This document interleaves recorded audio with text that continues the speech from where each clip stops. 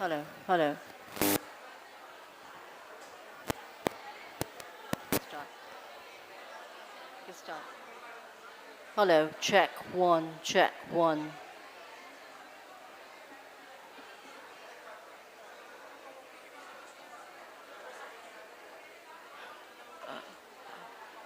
Check. बराबर है ना? I can. Hello, hello. Increase my volume. Hello, hello, hello.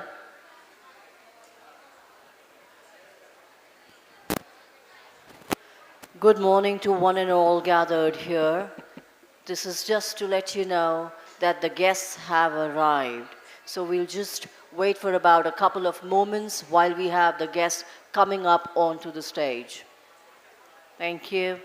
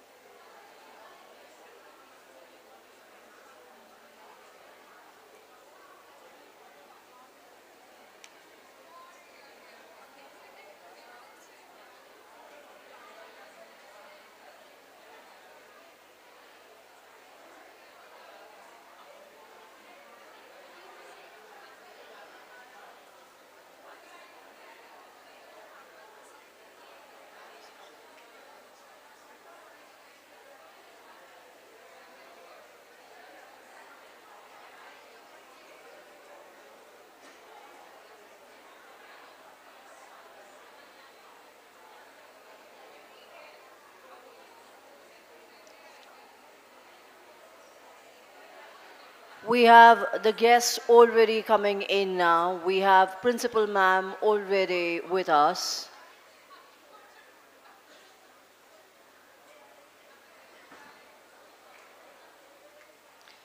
Can we have a big round of applause?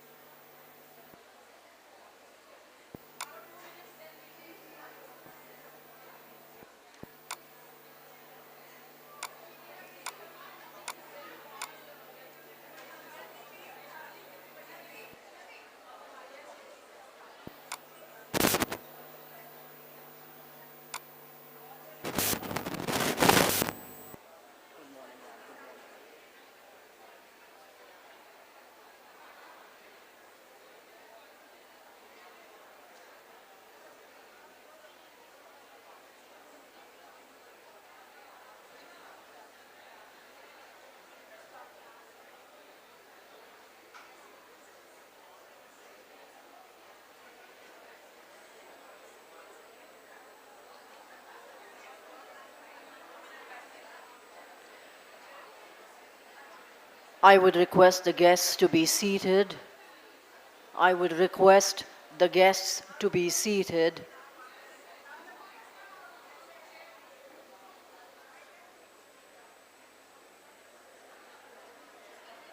Requesting our guests to be seated. Thank you. Thank you, ma'am. Thank you so much.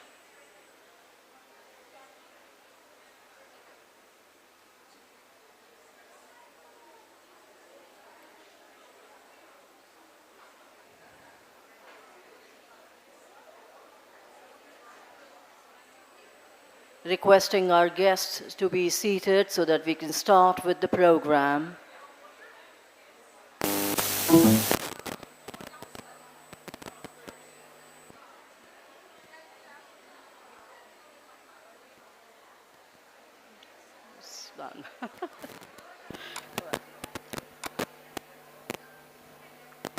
A warm welcome and good morning to all our distinguished guests, luminaries, Principal Ma'am, and the revered audience gathered here. I, Miss Kiran Nigam, an assistant professor and a member of WDEC Committee, Women Development and Empowerment Cell, on behalf of KES Shroff College of Arts and Commerce, extend greetings and a hearty welcome to the panel discussion on women in the changing world of work, challenges and opportunities. First and foremost, even before we commence with the proceedings of the event, I request our Principal Ma'am and the distinguished panelists and luminaries to usher in and invoke the blessings of God by lighting the lamp and Saraswati Vandana.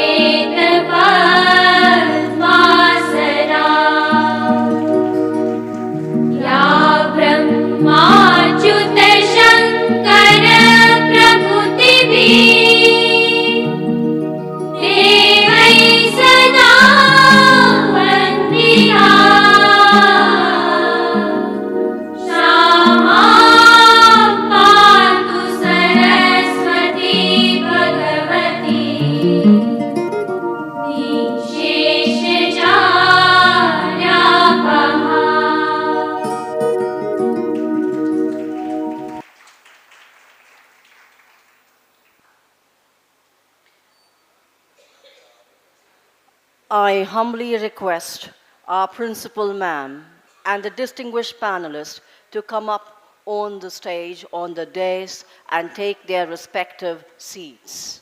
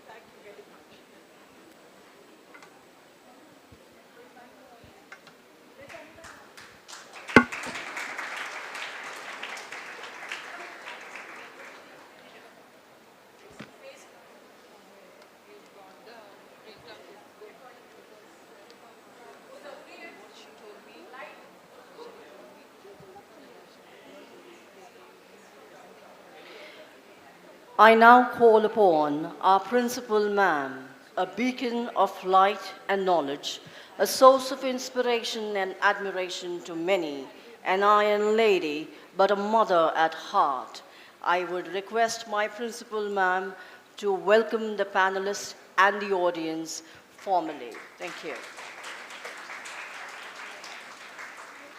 A very precious morning indeed, for I, Principal Dr. Lily Bhushan, is really overwhelmed with the presence of such great people amongst us.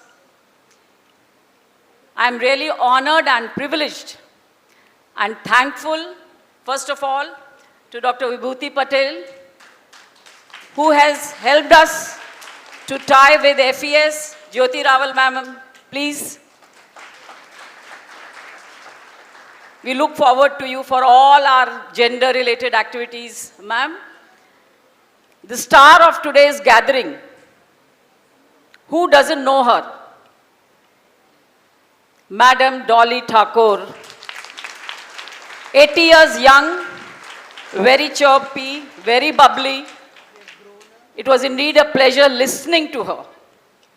I also welcome Professor Charu Malhotra from Indian Institute of Public Administration, a prestigious institute started by Pandit Jawaharlal Nehru. Madam, we are truly honored to have you amongst us today. Dr. Sangeeta Desai, you all will come to know what a personality, what a diverse personality she is. Welcome you, ma'am. I am not speaking much about you. Professor Nandita Mondal, another great person from a very great institute, Tata Institute of Social Sciences, which we all Indians are proud of, such a reputed institute working in the field of social sciences, basically. Am I right, ma'am? Professor Seena Paul from our immediate neighborhood, Professor of Economics from MD Shah Mahila College, Malad. Jyoti ma'am, I have already introduced you, so I think the formal introduction and welcome part is over.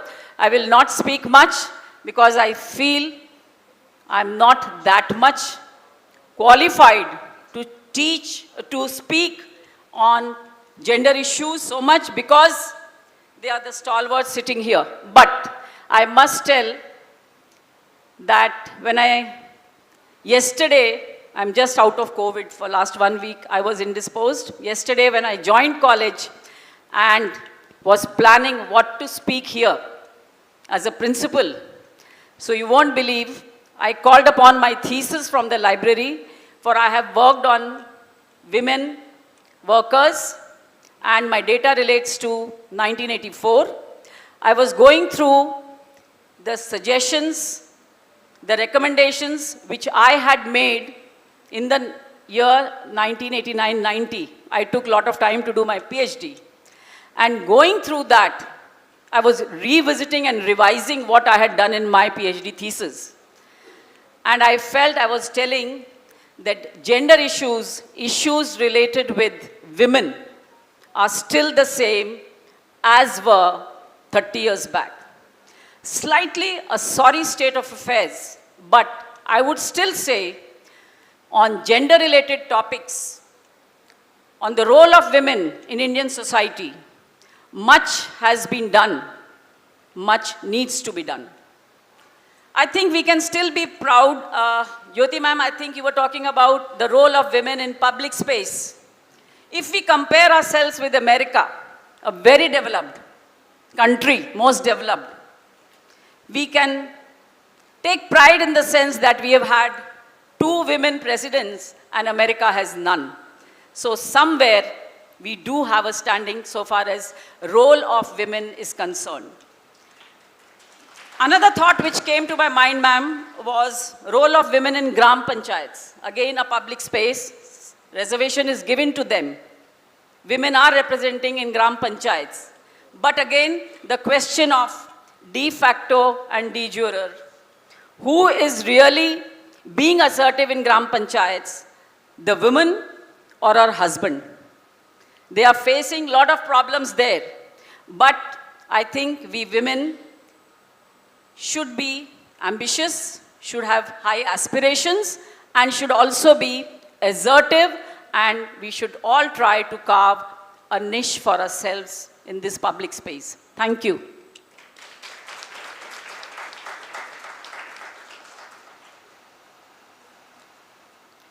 Thank you, dear ma'am.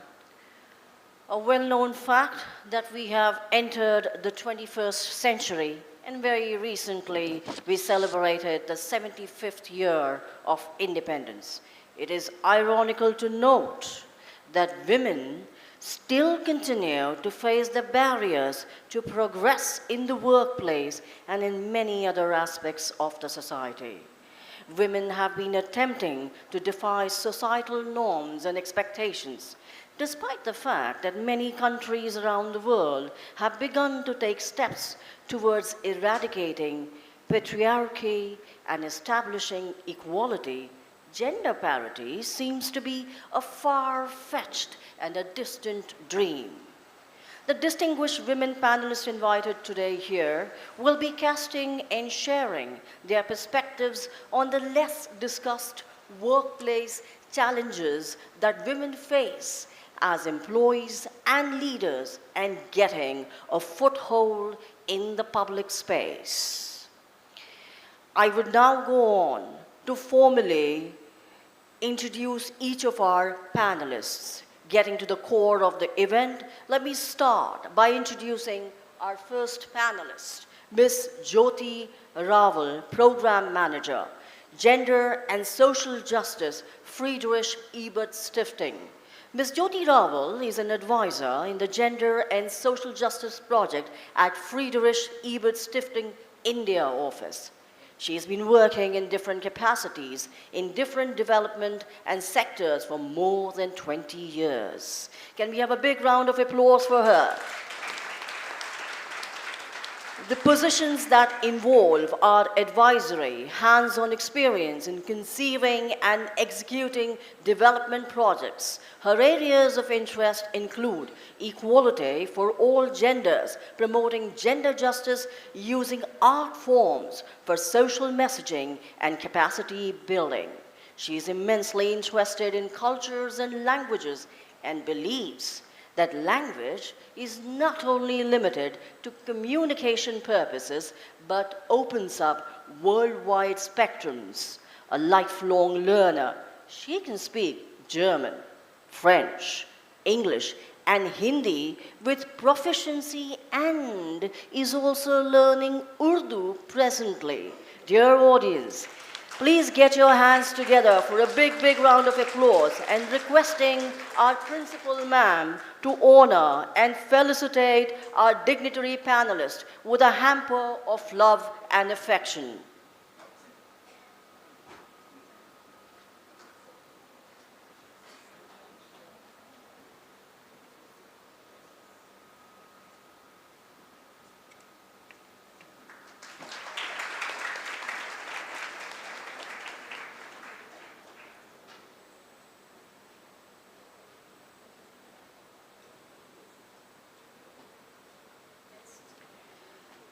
Briskly moving to our second panelist, Dolly Thakur ma'am. She's a veteran actor, newscaster, columnist, and casting director who has worked in advertising, communications, and public relations. She is also a staunch social activist, particularly for children and destitute women and for citizens for peace. Her favorable assignments include being the casting director for the Oscar-winning film Gandhi, the national coordinator for Ladli Awards for Gender Sensitivity, and performing in the still-running Vagina monologues.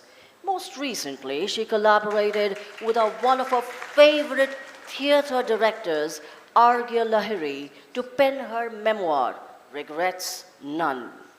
Ladies and gentlemen, please get our hands together for a big, big, big, big round of applause for Dolly Thakur ma'am, and requesting Dr. Lily Bhushan, our principal ma'am, to felicitate our embellished panelist and guest, Dr. Dolly Thakur ma'am.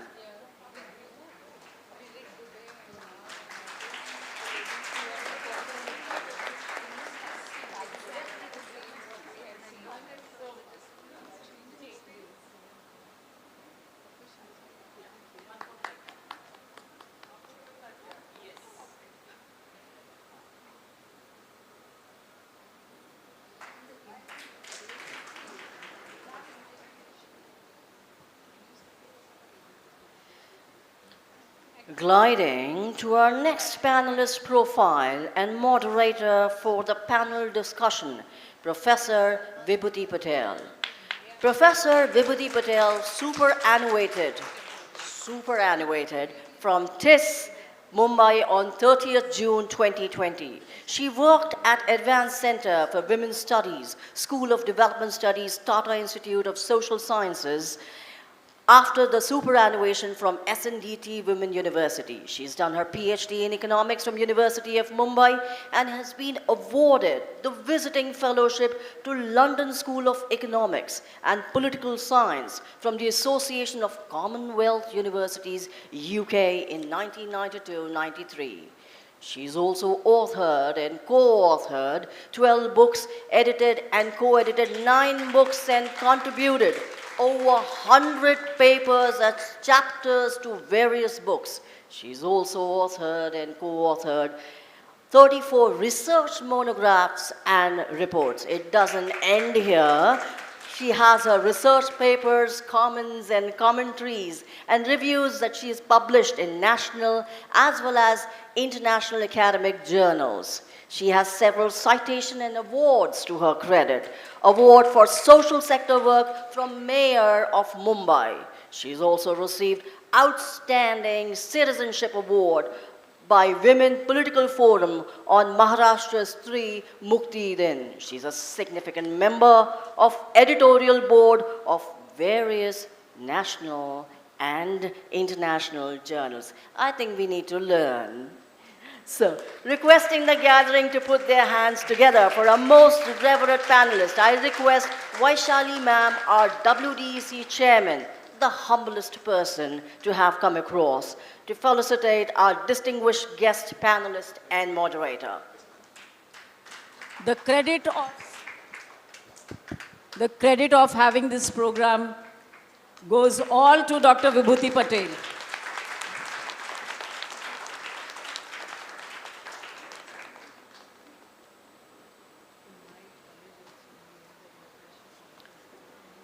Thank you, Vaishali ma'am.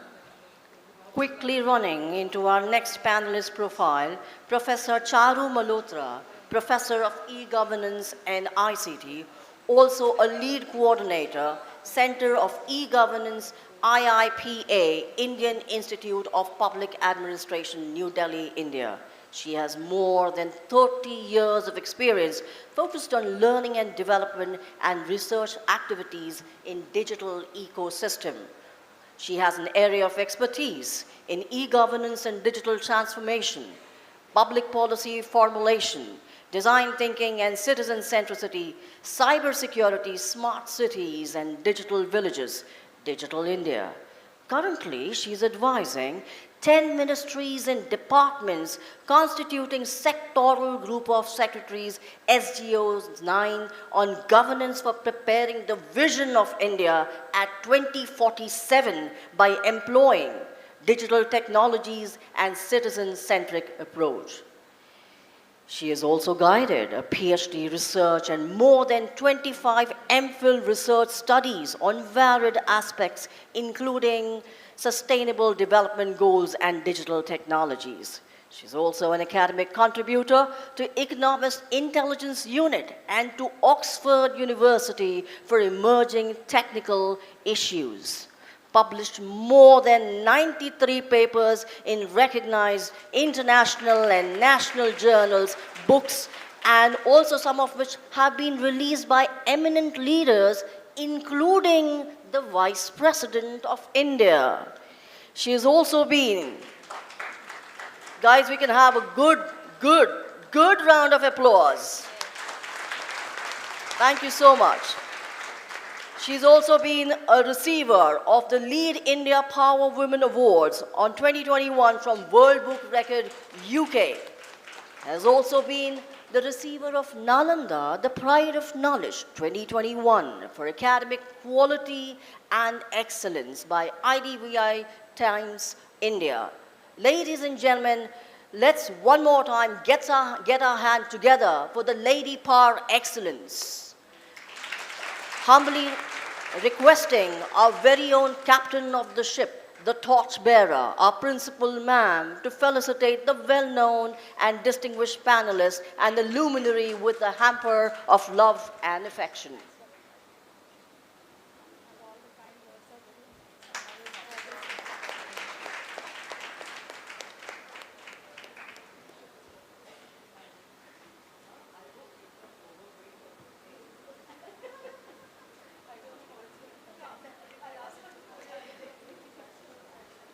Very quickly, leaping to the next profile panelist, Dr. Nandita Mondal. Dr. Nandita Mondal, Assistant Professor, Center for Labor Studies, School of Management and Labor Studies, Tata Institute of Social Sciences, Mumbai, is a trained social worker from Vishwabharati Shantiniketan. She's worked on empowerment of Koli fisher women in Mumbai and has done her PhD from University of Mumbai. She's worked with government, non-government, corporate, as well as educational institutions during her professional career across India, spanning nearly 3 decades.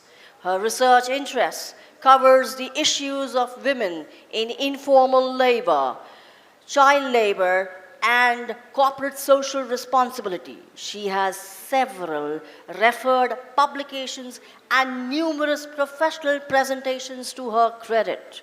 Her research interests have been inclined towards, one more time, women in formal labor, women in governance, CSR, women in agricultural labor, cooperative management, development accountability, and state. And she has a number of research publications to her credit. Asking and requesting the audience a huge round of applause for our panelists.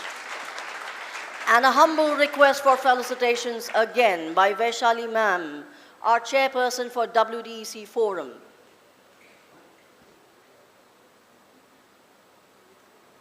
Yes, yes.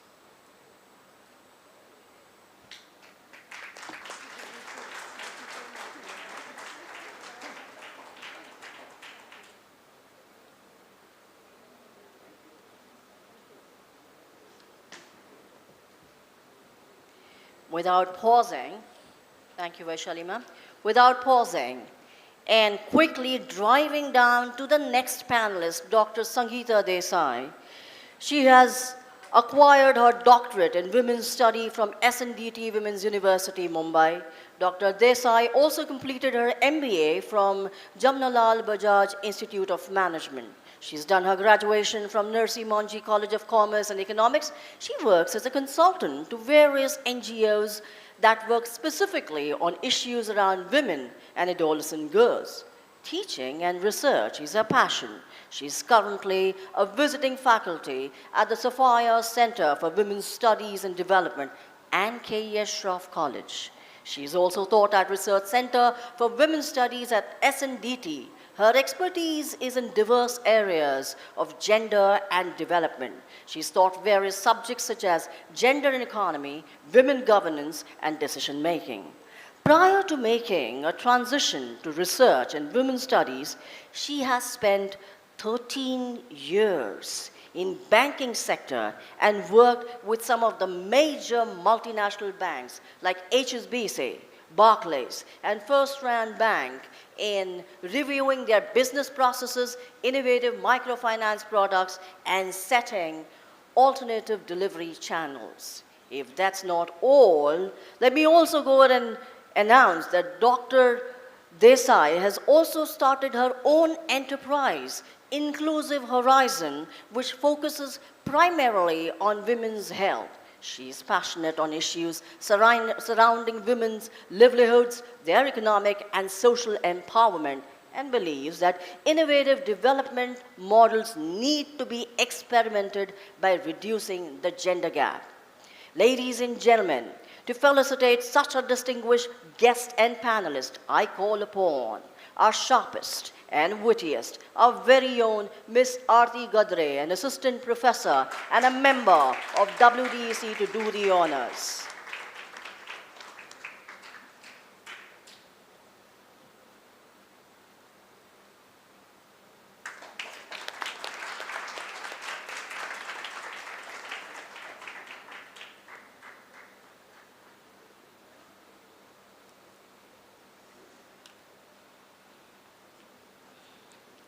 Thank you, Aarti ma'am. I now call upon my last panelist, Dr. Sina Paul, and a seasoned associate professor who received her doctorate conferred from SNDT University in 2007. With a quick stint in the corporate world, Dr. Sina plunged into education sector very early. She joined MD Shah Mahila Degree College of Arts and Commerce, Malad, Mumbai, as a degree college economics lecturer and continues to be there teaching subjects of her interest such as economics of development, microeconomics, macroeconomics, international economics, Indian economy. Ma'am is a visiting faculty in many college institutions like Maniben Nanavati Women's College, also in Nagindas Khandwala College, MD Shah Mahila Degree College, and also NL Dalmia Institute of Management. She has presented papers in state and national level conference and seminars. Also published articles in journals and edited books, national and international. Further has contributed in the distance education study material of SNDT Women University, books for MA Economics, MCOM, and 5 books for undergraduate course, and developed 7 modules for MHRD sponsored e-Pancholia. Talking about her research experience, she has completed minor research on prospectus of trade relations between India and Vietnam. I call upon our senior most and a dedicated member of our WDEC forum, Ms. Samita Singh Gupta, to felicitate our guest and panelist with a hamper of love and affection.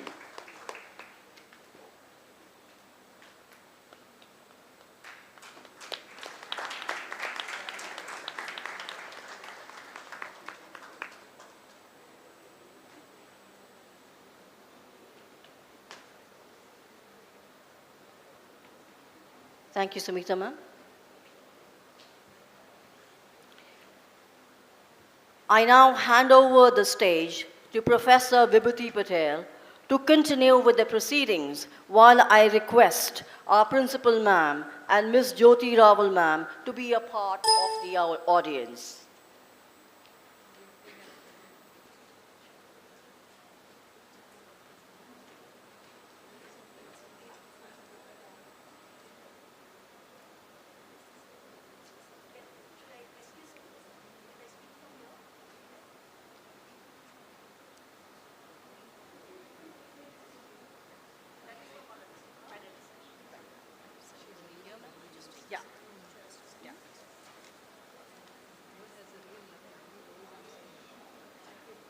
Friends, first of all, I would like to greet Madam Dolly Thakur, Madam, yeah.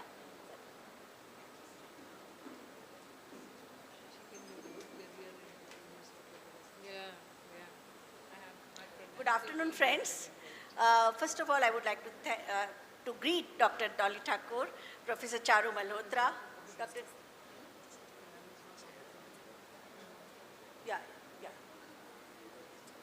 Yeah, but I can go on, no? We are not starting the panel. I'm just introducing FES. Yeah.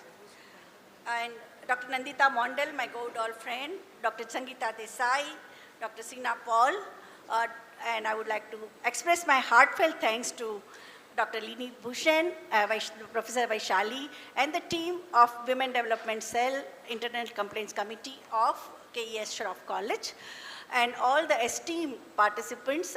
There are teachers from 9 colleges, I heard, from Bombay University, from the neighboring states, and the students. Today's discussion is going to be very, very interesting, but first of all, let me introduce the partner in this event. Is a Friedrich Ebert Stiftung. You know that Friedrich Ebert Stiftung was a big, very well-known, renowned social democrat leader at the time of Second World War. And in his memory, the foundation was formed. And as per the German government's rule, any political party which gets the votes, according to the weightage of the votes, the foundation is given funding. And with this funding, FES uses for promoting gender awareness, awareness about workers' rights, awareness about human rights in 85 countries. India is one of the partners, and this GenderLogue started some 10 years back, and it is not only in Mumbai, but it is in Delhi, Hyderabad, Calcutta, Bangalore. They organize these GenderLogues. First of all, let me introduce you the FES India, the work of India office. It supports women and men in their struggle for gender equality in cooperation with their partners. Mostly the partners are colleges and universities and trade unions. We seek to create equal opportunities for all genders in order to enable equal political, economic and social participation for all members of society, and to reduce structural poverty and promote socially just and sustainable development. With FES GenderLogues, the organization tries to provide platform for a nationwide deliberations on the issues and that matter to both men and women and other genders, the transgender and the sexual minorities. Understanding and challenging and churning gender norms to move towards gender equality of the political, economic and societal level is a touchstone of these events. They can be in terms of panel discussion, special lecture, cultural events, film screening, theater activities, creative expressions like poetry and slogans and short stories and research papers.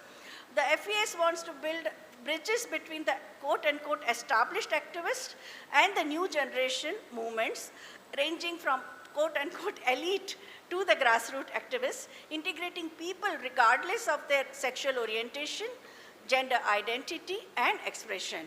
By learning from each other and accepting differences, embracing common goals and reaching out to the new allies, the Friedrich Ebert Stiftung hopes to contribute to creating a new narrative for the social equality and country. And with this overarching perspective, last 5 years GenderLogues, they were first, like when I joined TISS, we had a GenderLogue on sexual harassment at workplace.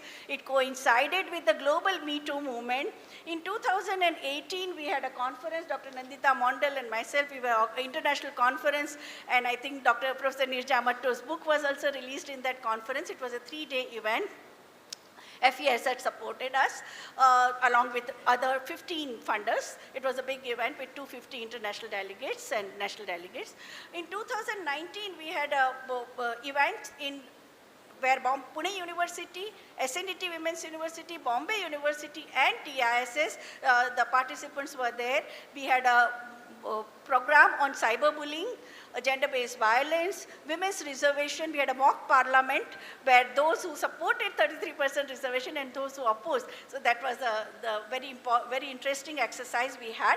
And SOFIA Center for Women's Studies and Development also was one of the partners, and they had a GenderLogue in terms of gender and expression, where the poetry, short stories, and this thing, and Madam Nandita Das, the film actress, she was the one who was a chief guest. In 2020, we had, there was a lockdown and all the programs were online. Maniben Nanavati College, they had organized a program on capturing COVID-19 on celluloid. So students were asked to make 5-minute, 3-minute films, and they were shown. And the second event was of a social solidarity, the kind of relief work that was happening throughout the country, how the students had captured it, that was shared. SOFIA College had organized GenderLogue on COVID-19 and unpaid care work. We all know that the unpaid care work increased drastically because along with the child care, elderly care, we had to also look after our sick loved ones. And second one was on gender diversity. So LGBTQIA movement, their representations was also made. In 2021, we had 3 more partners of night colleges, Vivekanand College, St. Albert's College, and BM Ruya Women's College. And that time the GenderLogues revolved around the themes of gender-based violence in the cyberspace, social entrepreneurship, generation equality, and gender perspective. and cluster colleges had, these 3 colleges, night colleges had come together, economic independence and gender equality, and gendering pandemic, pages from the diaries of women in COVID. So women, all those who had written about their experiences of pandemic, they were shared online, everything was online. This year, we have chosen the theme of getting foothold in public space. So yesterday, we had an event on women in sports, opportunities and challenges. Today's event is focusing on the world of work. And tomorrow, there will be the 3rd session of GenderLogue in Sophia College about the political participation of women and women in the political governance. Now, with this background, now we will start our today's panel discussion.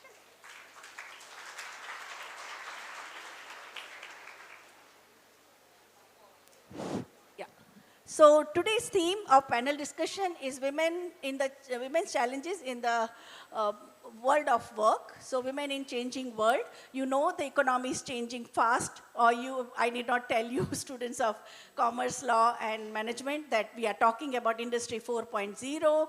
The words like AI, ML, artificial intelligence and machine learning have become very common. And there is but still what we see is the most shocking thing, continuously declining work participation of rate for women. At one level, Center for Monitoring Indian Economy is saying only 9% work participation of women in this quarter, while the government says no, it is 18%, but still it is low. Behind us, there is only one country, which is Afghanistan, because of Taliban doesn't allow. But even Middle Eastern countries, many Islamic countries have also gone ahead of us so far as work participation is concerned. So second one is that global pandemic has also enhanced care work and the motherhood penalty. Now they are using the term called motherhood penalty. If you are a mother, if you have a child, then employers will not take you. So the implications of this are gender gap in the wages. That is another, whatever work we derogate and we put housework as a secondary, and the same logic extends when women join the world of work. There is a wage discrimination. Yesterday's session showed us that among sportsmen and sportswomen, the wage gap is 40 times. For the superstars, those who are the Olympic level superstars, even that. So every field we see the wage gap, the lifetime earning. Now everyone is focusing on at the time when you retire, when a woman retires, how much she has. And when a man retires, how much she has. No? Globally, these comparisons are showing tremendous gender gap. And career choices are also very, very limited. At one level, India, UGC is boasting about millions of girls getting degrees, not only BA, BCom. Now even parents are investing in MBA. I went to Karnavati University, where extremely high fees are charged, and still there were girls. So parents are investing in the girls, but teachers say, the moment matter of marriage comes, all the put conditionality, no work. Whether you have MBA or you have a degree in dentistry or homeopathy or chartered accountant, they want women to sit at home. And that shows that 40% of Indian women with professional degrees, they are sitting at home because of the gender norms. The lack of upward mobility, that glass ceiling, glass cliff, glass wall, so many glasses. Yesterday they used the term of glass barrier. Professor Binu Paul used it. So glass, you see the things, you see the sky, but you can't, the moment you try to go up, then your head is banged with this glass. So we are seeing that. Child care and elderly care have become major challenge, because now we have families with 4 generations, not only grandparents, but you also have great-grandparents in the family, because the life expectancy has increased. India has already reached a stabilization stage. Couples are producing only 2 children. We have dink families where there are 2 people are earning, but there are no families. More than 16 states are below stabilization. They are 1.7 children per family. So the population pyramid is top heavy, while at the bottom there are less number of young people to look after elderly people, and the burden comes on women. So this is the kind of demographic shift we are facing, and that's why there are demand-side countries also, because you have seen in the post-pandemic period, globally also 40% women who were earlier employed, they have not gone back to, they have not been absorbed by the employers, because there is a tremendous this thing.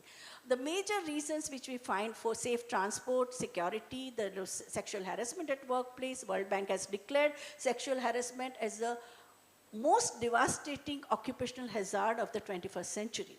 and also the question of the security of living space.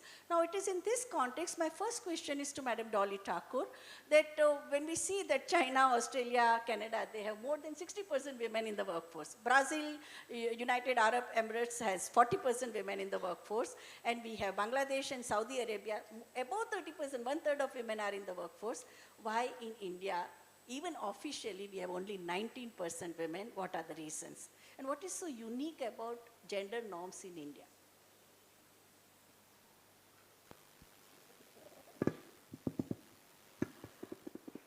First of all, let me tell you that I am not an academic like all these women over here.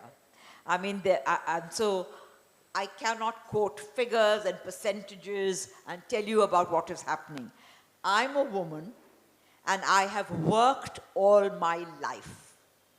Right from age 15, 16, when we came out of, or we were still in colleges, when All India Radio opened up to people that could announce and make announcements. So the first person that I went for my All India Radio audition, and in those days it used to be very, very tough. You didn't just begin to speak and you were up there. You had to have the right pronunciation. You had to have the right pronunciation of all the foreigners that they talked about. And I was 16, 17 years old. And I went for my All India Radio audition with Kabir Bedi. Kabir was in college in Delhi University. But we were all educated in the Jesuit convent schools, where a great stress was laid on speaking properly. Today, I agreed, I guess I have to confess that we were brought up in the English language training, but what we learned applies to every language. आप लोग सबको अगर broadcasting सीखनी है, बोलना सीखना है, तो एक तो मुंह खोलकर बोलिए, एक एक शब्द सफा निकलना चाहिए, क्योंकि आप हिंदी में बोल रहे हैं या मराठी में बोल रहे हैं या तमिल में बोल रहे हैं, इसका ये मतलब नहीं कि आप मुंह बंद करके बोलते रहिए कि सिर्फ अंग्रेजी में मुंह खोल के बोलते हैं, ये बिल्कुल सही नहीं है। तो आप लोग को, और इसके लिए जैसे आप लोग जब क्रिकेट खेलते हैं तो क्रिकेट के लिए रिस्ट की एक्सरसाइज होती है, आर्म्स की एक्सरसाइज होती है, बॉलिंग की एक्सरसाइज होती है, ऐसे ही बोलने के लिए आप लोग को अपने मुंह की एक्सरसाइजेस करनी चाहिए, मसल्स की एक्सरसाइजेस करनी चाहिए। और आप लोग हंसेंगे अगर मैं दो एक्सरसाइजेस आपको बताऊं यहाँ पे। ऊ आ, ई ओ, ये सिर्फ दो ही हैं जो आपके मुंह को खोल के और ढीला करके और एक एक शब्द सफा बोल सकते हैं। तो और ये आप सबके लिए, टीचरों के लिए, स्टूडेंट्स के लिए, सबके लिए बहुत इम्पोर्टेंट है। और हाँ, ये कि हम लोग सब सोचते हैं कि कहाँ पे हम खड़े होकर कहेंगे ई ओ ऊ आ, मगर आप घर में करिए, आप माँ बाप हंसेंगे, बच्चे हंसेंगे, बहन भाई हंसेंगे, मगर बाथरूम में करिए, बाथरूम में पॉटी पर बैठकर आप ऊ आ करिए, कोई नहीं देख रहा आपको, मगर आपको एक हफ्ते के अंदर अंदर कोई ना कोई आके बोलेगा कि अरे तुम्हारी तो बोलना बहुत सफ़ा हो गया है। तो एक ये मैं टिप आप लोग को दूंगी। मैंने भी ऐसे ही शुरू किया था और तब से तो खैर हम लोग कहाँ पहुँचे हुए हैं। जो मेरे रेफरेंसेस होंगे शायद आप लोग पहचानेंगे भी नहीं, क्योंकि मैं जितने भी लोग आज आपके फाइनेंस, आपके क्या वो तो रिटायर भी हो गए, फाइनेंस मिनिस्टर थे या प्लानिंग कमीशन में थे, वो सब मेरे कंटेम्प्रेरीज थे, क्योंकि मैं भी दिल्ली की पढ़ी हुई हूँ और उन दिनों में दिल्ली में ही ज़्यादा शोर रहता था, स्तर रहता था। बॉम्बे वालों को तो मैं नहीं जानती थी, अब मैं सब बॉम्बे वालों को जानती हूँ, लेकिन मैं सिर्फ उधर तक रुक गई हूँ, उसके बाद मुझे शिंदे विंडे नहीं मालूम कौन है। और दूसरी बात, आप लोग को हर चीज में इंटरेस्ट लेना चाहिए. You must keep an open mind. I hope the people at the back can also hear me and understand what I'm saying, because I see people in front shaking their heads, but I don't know this, whether the students at the back, आप लोग को सुनाई दे रहा है पीछे? हाँ? और तो रिस्पॉन्ड कीजिए, या तो स्माइल दीजिए, या हाँ बोलिए, या ना बोलिए, क्योंकि तो हर चीज़ को आप लोग को, हर चीज़ में आप लोग को इंटरेस्ट होना चाहिए. मैं यहाँ इतनी मशहूर लेडीज़ के साथ बैठी हूँ जिन्होंने बहुत काम किया है.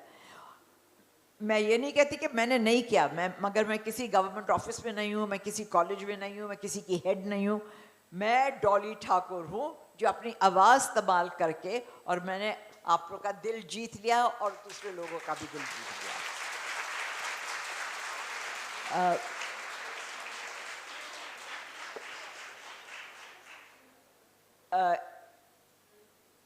मगर मुझे महिलाओं के साथ की बराबरी करना और उनको बराबर में प्रमोट करना हमेशा मेरा एम्बिशन रहा है. तो जब मैं 12 साल की थी, उन दिनों में हम लोग को, गांव वालों को, और सफाई नहीं सिखानी पड़ती थी, मगर उन लोग के पास शिक्षा नहीं थी. उन लोग को किसी ने शिक्षा नहीं पढ़ाई. तो मेरे फादर एयरफोर्स में थे, हम लोग एक एयरफोर्स कैंप में रहते थे, और वो कैंप 26 गांवों से के बीच में बना हुआ था. तो मैं 12-13 साल की उम्र में गर्मी की छुट्टियों में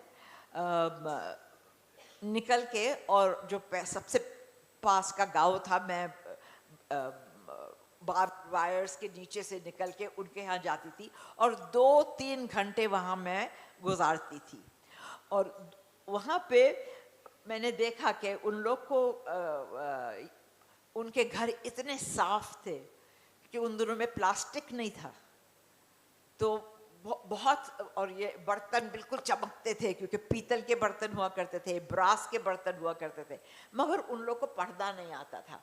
तो मैं 2-3 घंटे जो मैं स्पेंड कर सकती थी, और सिर्फ गर्मी की छुट्टियों में उनको, और मुझे ई भी नहीं आती थी, मैं ABC पढ़ाने की कोशिश करती थी. मगर उन लोग को इतना अच्छा लगता था मेरे से बात करना, कि कोई उनको आके मिल रहा है, उनके साथ बैठ रहा है. तो उसके बाद मैं हमेशा सोशल वर्क करना चाहती थी. अब शायद आप लोग ने तो उनके नाम ना सुने होंगे, मगर आप लोग तारा अली बेग को पहचानते होंगे. अब वो बहुत आसफ अली बेग भी, वो लोग बहुत मशहूर लेडीज़ थी. वो पंडित जी के साथ काम किया करती थी. मगर मैंने हमेशा सोचा था कि सोशल वर्कर बड़ी कार में आएगा, और ड्राइवर उसका दरवाज़ा खोलेगा, और वो लोग खूबसूरत साड़ियाँ पहनेंगी. मैं उस घर से नहीं आती थी, मैं बिल्कुल मिडिल क्लास इंडियन घर से आती थी. और मैं 1972 में ये जो पता नहीं किन लोगों ने देखा है, ये चिल्ड्रंस कॉम्प्लेक्स खुला था बांद्रा में. वो जो रास्ता एयरपोर्ट को जाता है, पहले वो खुला था. तो मुझे वहाँ पे इनवाइट किया जाए, तो मैं ऑल इंडिया रेडियो पे थोड़ा बहुत करने लगी थी. और इंदिरा गांधी आई थी, 19 नवंबर था 1970. तो उसमें हमें भी इनवाइट किया था, और बहुत से दूसरे थे. मेरे साथ एक छोटी सी महिला खड़ी थी, और वो भी बेचारी अकेली थी. मैं लंदन से वापस आई थी, मैं किसी को ज़्यादा पहचानती नहीं थी. तो वो मेरे साथ खड़ी हुई थी. मैंने उनसे कहा, उन्होंने मेरे से कहा, व्हाट डू यू डू? तो I said, I am on All India Radio. What do you do? She said, I'm a social worker. I nearly jumped. I said, I've always wanted to be a social worker. पता नहीं आप लोग को वो नाम पहचाना जाएगा, teachers को शायद उनका नाम था डॉक्टर जूली नखूडा और वो टिस से थी और doctor Julie Nakhuda national sponsorship council उन्होंने शुरू की थी और उनको 10 बच्चे दिए गए थे और जब वो ग्रेजुएट वहाँ से निकली और कहा कि तुम इन 10 बच्चों को देखो और बच्चे थे 3 साल से 8-9 साल की उम्र तक तो जब उन्होंने कहा I am a social worker I jumped I always wanted to do social work so she said, really? And I said, yes. I mean, those that know her know how she used to talk. So she said, okay, give me your telephone number. मेरे पास उन दोनों में घर पे number भी नहीं था तो मैंने किसी और का नंबर लेके उनको दिया और 3 दिन बाद उन्होंने मुझे फ़ोन किया और कहने लगी were you serious about doing social work? And I said, yes. She said, I'm going to Lonavala to see the 10 children that we've got. Would you like to come with me? And I went. Since then, I've been involved with the Antar Bharati Bal Gram, which now the Mahendras have taken over, and my India Sponsorship Committee. Or then it's just gone on and on and on because I've done work for the National Association for the Blind, for leprosy eradication, for Ladli Girl Child, and my whole life is devoted to social work. But that doesn't mean that I don't enjoy life. I'm also at the 5-star hotels. I'm also comparing fashion shows. I'm also modeling for people when they want me to. And I mean, but that has been my career. I was a reviewer, so I've written a review in Hindi and English. Well, not written in Hindi because my Hindi is not so good, but in English for every single newspaper in India. And I used to do the theatre reviews, I used to do the film reviews in English and Hindi.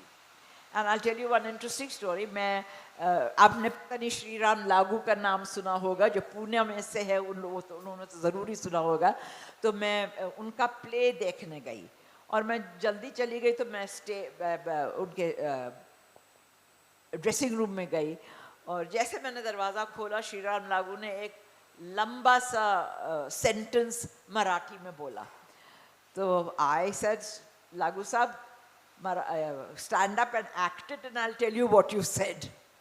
So, you know, and he did and you know, he understood. I don't speak Marathi, I don't speak Gujarati, but I do review Gujarati and Marathi plays. And I also did some Konkani plays.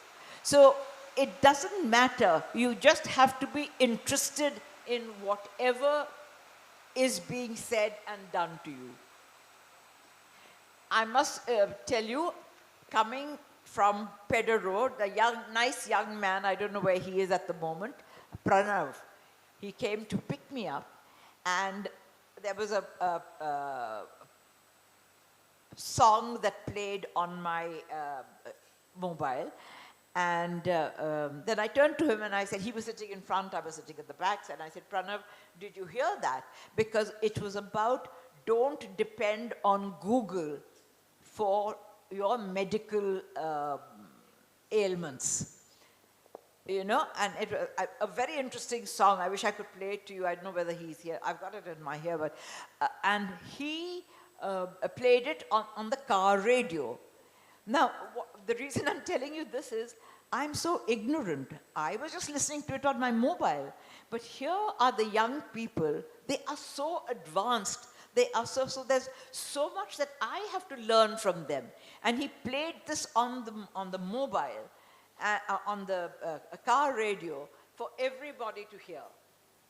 And I'm amazed at what the girls are doing today. When we were there were just nurses, teachers, and a few of us who strayed into television or broadcasting. But look what the girls are doing today. Some of the things that I've just heard the girls that I've met are doing. And I feel so bad that I'm bloody 80 years old and not as young as them and to be with them and doing all the things that they are doing. So girls, the world is yours. don't bother. I mean, okay, there are men, but we've overtaken the men. Every single broadcaster in the news today, except for Dilip Sardesai, is a woman. Would you agree with me? So there is nothing to stop you. Forget parents even. I'm sorry, but I've never listened to parents because otherwise I would also be cooking and making atta and chapatis and things. But go ahead, believe in what you're doing, put your whole heart into it, and nothing will fail you. You will succeed. Thank you, I think, Dolly ji.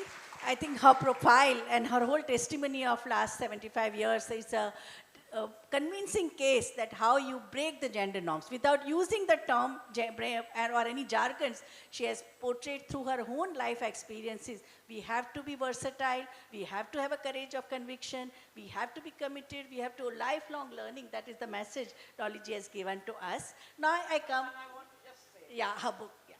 just before they throw me out, I have written a book. It's called Regrets None. And the Regrets None is about the life of a woman, of a girl. And I would advise everybody, I'm not promoting my book, but I would advise everybody to please read it. Because it's all about the struggles and the emotions and everything that a woman goes through. And I would like all of you, and put it in your schools, put it in your college libraries, and so far I've had very good response from them. Of course I've broken rules, of course I've not done things which everybody else wants you to do, but that doesn't make you a lesser person. If anything, it gives you courage to go ahead and set an example to others. So inspiring. So I think we started with this inspiring note that how education empowers women, Sanskrita Stri Parashakti, and she is the incarnation of that Parashakti. And now I come to Dr. Nandita Mondal. Now we go to the macro reality that what are the challenges for women in informal sector, because out of every 100 women, 90 working women, 92 are in the informal sector where there is a law of jungle. And we have, what do you say about the labor legislations and especially the 4 labor codes which have come recently? And are they enabling for working women in industry, agriculture, service sector, information technology and gig work? Yeah. Over to Dr. Nandita Mondal.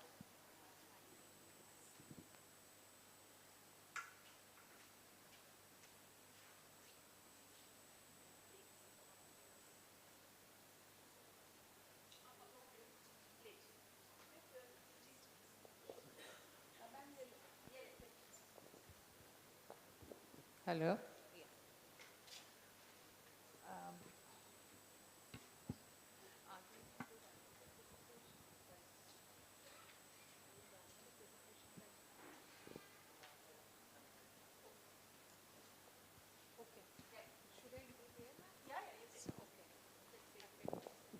I'm a die-hard teacher. Sorry.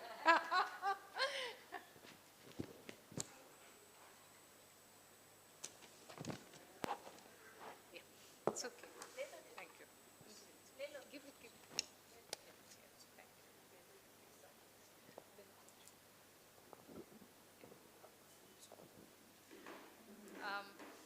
Thank you very much, Professor Bibhuti and Principal Ma'am, students, my fellow speakers here, and Ma'am you.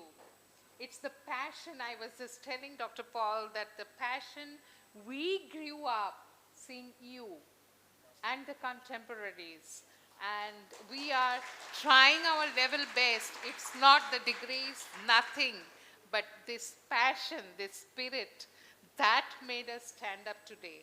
I think regarding Bibhuti ma'am, sometimes I'll take the reference while I'm presenting something. Now, I put it, I mean, of course, it's a professional matter. Ma'am has sent the questions, so I was like an obedient student. I tried to put something together, and I put it, I kept the title as Women's Work, Negotiating Unfathomable Challenges and Rare Opportunities in Life. So let's go ahead with that. I started with a question, and that question is the choice in life. Just now, Dolly Thakur ma'am told us and gave the stress emphasis on that the choice you make in life, you go ahead with that with the passion. Now, I will start with that choice. Do we have the choice at birth? Do we have the choice? Many of the women, while they are taking entry into this planet, especially in our countries, some of the corners, some of the villages, even some of the urban places of young India, shining India, do we, the women, are having the choice to live our life or being born? While I was 24 years old, I joined National Dairy Development Board. We all know Amul. And I was working with we were the first batch of women officers being recruited across India. We were 9 in numbers out of 7,000 applications. And I was only one person from West Bengal. And horrific experiences that we were finding while we were on Bharat Darshan as young officers, because Dr. Kurian wanted his officers to reach out each corners, each village to work on women dairy industry. And we were the first batch of women who are not veterinarians. We supposed to work on cooperative development in the villages.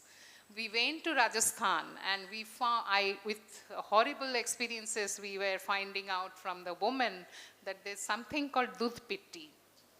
We don't have a choice to live the life or being born as women. The young women who are carrying the children, the moment that the first cry is coming out, if Dai is announcing, the midwife is announcing at home that the child is a girl, before even the mother is getting consciousness or being able to touch the child is being dead. They put the child inside a big bowl of milk, and the child is being suffocated and done. So do we have the choice? Is it the life or the birth? That was my experience. It was in 1994. 93 I joined, and I traveled to Rajasthan between 93 and 94. Of course, I had my own struggle being born as Bengali, middle class, very middle class, traditional family from North Calcutta. Do we have a choice of education? Many of us, we are here today, many of us being told, why should you go for the science? Either you go for commerce or you go for English. Or some people who are much more energetic, enthusiastic, industrious women, or the families are favorable, okay, fine enough, go for psychology. What will you do? Still now, many a times I'm finding if we are having psychology, many a times it is keeping my respect intact to my senior academicians who are over here. And many of you from the colleges also, you will be finding that while women are choosing the psychology as major, their minors are always having food and nutrition. Why? What's the point? Do we have a choice for our education? Then, next question comes up, what's the choice of career? Ma'am was asking me that how are they getting into the work, what are the labor codes, what's the labor laws. Yes, in the very beginning, our life are having some sort of choices. Do we really have a choice? Do we work? Now let's move a bit more where we are. It's some statistical profile I have given. It's statistically half of the world's population we are, yes? 2/3 of world's labor force. But what do we receive out of our labor? As ma'am asked me to explain, we receive 1/10 of world's income. only 1/10, while we were half of world's population and 2/3 of world's labor force, okay? And we owns what? What do we own? Many of us, the women of my age, younger, elder, many of us, we are holding the flats in this maximum city, glittery city of Mumbai. How many of us, we are having single ownership? We are only owning 1% of world's wealth. I'm not talking about riches or the income or something. When we are talking about wealth, it's in crores. Do we have? What's the percentage is saying something else. Sometimes many people say that statistics is not very much, in a sense, it's authentic sometimes, but it does talk sometimes the truth. Now, as per 2011 census, women are only 48.5% total population. Sex ratios are, yes, increased now, but even then it's 940 per 1,000 male. Kerala is the only state where we are seeing the reverse. And what is happening here? Haryana registered abysmal 877 for 100 boys born, 89 girls in case of Haryana. Now, if we will go for health and well-being, that's all are the result of labor, as ma'am has asked me to explain. Infant mortality rate for females is 49% as national average, 62% in Madhya Pradesh, and 13% in Kerala. I'm not going to say any more explanation.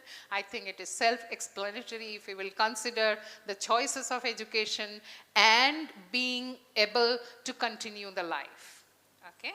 Now, life expectancy at birth among women is 64.2 years, whereas male registered 62.6%. It's the reverse. Why is it happening? We are struggling much more, I believe.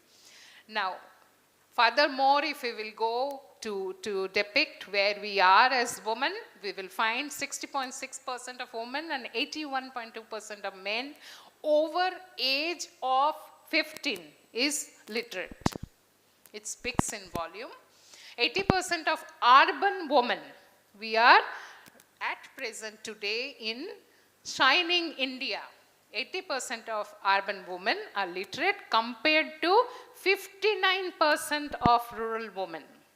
Now again, we are having a lot of space-wise differentiation. Where do we born? What are the choices we are having in life? So that makes again an explanation of this statistics. Women are closing in higher education gap. There's a silver line here. 46.8% of all enrolled students in undergrad system in India are women. 40.7% of all enrolled students at PhD level are women. I think that's the big silver line for our life, that we are progressing. Nobody can suffocate us. Even if we are not giving choice in our birth, we fought it, ma'am, because you all started that journey. I think this is what reflecting the statistics today.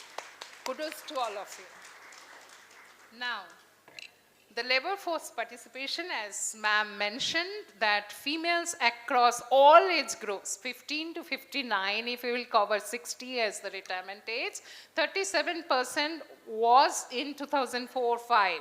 It came down shockingly to 28%. Now, almost 94% of women, working women of India, are in informal sector. We all know the moment we are talking about we are in informal sector means there is not any assurance that you will be getting the job every day of a month. And that means your income is not stable at all. You may not be receiving 2 square a meal every day of this month. Major findings of time use survey. After a long struggle of some of the stalwarts who are present on this dais, I will be taking the name of Professor Bibhuti Patel now, because under the leadership of Professor Neera Desai, Maitri Krishnaraj and all, they all have done a lot of work. Professor Indira Hirve introduced this time use survey. Otherwise, national sample survey, the questions were being asked in a different way, that what do you work? Do you work? And the Indian women were seasoned to answer, no, I don't work, because they don't go out of the home. So the moment you are going out of your private domain, you're supposed to work, otherwise you are not going to work. But the person, I mean, even if a woman is earning within home by doing many work, sort of creating, I mean, preparing bidis or something, small work, even if they are bringing the coins at home, but they are neglecting that role to be prominent, well, National Sample Survey people are coming to do all these census over there, right? So we are seasoned to not to put us into the limelight. We are culturally restricted. We are not having that choice to say, yes, I do work. Okay, so since women are responsible for greater share of non-SNA, that is out of national system of accounts activities, work mostly the care economy, as Professor Bibhuti have already said, that it is again very stereotypical, as Dolly Thakur ma'am also mentioned, that women are being seen as a good teachers. Many of us, even I too, was being told, okay, fine enough, why do you want to go ahead with your career? Leave that and come back to the academics. At one point of time, that call came up to me, and I had to take a call because my husband was based in Bombay and he was not moving, and I was in transferable job across India. And by the time I got married to him, I have already moved around almost 17 states of India in 10 years. But with 2 children in my own lap, I had to take a call, because without any family support, without any fallback support, it was really difficult to continue your career in such a way where you need to take care of 4 states altogether. So choices are always coming to the women's quarters. Do we really have choice? Do we? Now, let's go ahead quickly. Women constitute 14% of total employment in organized sector. Okay? Now, concentration is registered in Maharashtra, Delhi, West Bengal, Uttar Pradesh, and Tamil Nadu. These are the states that are much ahead in having women in organized sector. That's again a very good point, and that again happened because some of these stalwarts are always here, and the passion that they have taken up the causes to move forward the junta. Now here, women workers and employees are getting relatively better wages, standard working hours, and the protection of labor laws. Now let me come down to the question of mula that we are earning. There's something called gender pay gap. We always earn 57% of what our male colleagues are earning for performing the same amount of work. Mind it. Interestingly, more educated women are, more wider the pay gap, right? Now, 13.4% of total working women force have a regular salaried job, all outside this. They are not having a continuous, sustained flow of money into their working life. The pipeline for women working in executive level, entry level is 24% women compared to 76% of male in India. Now, women hold, here is the clutch, women hold 7.7% board seats, whereas only 2.7% hold the chair.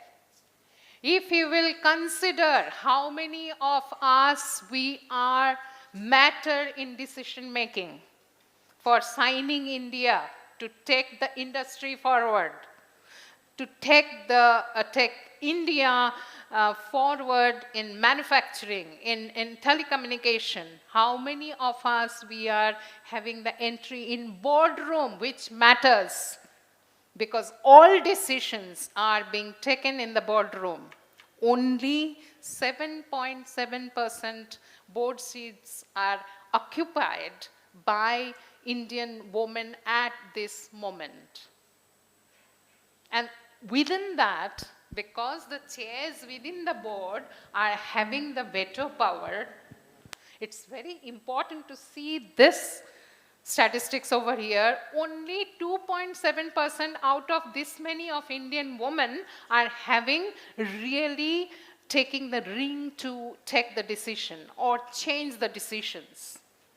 So where are we? Do we have a choice?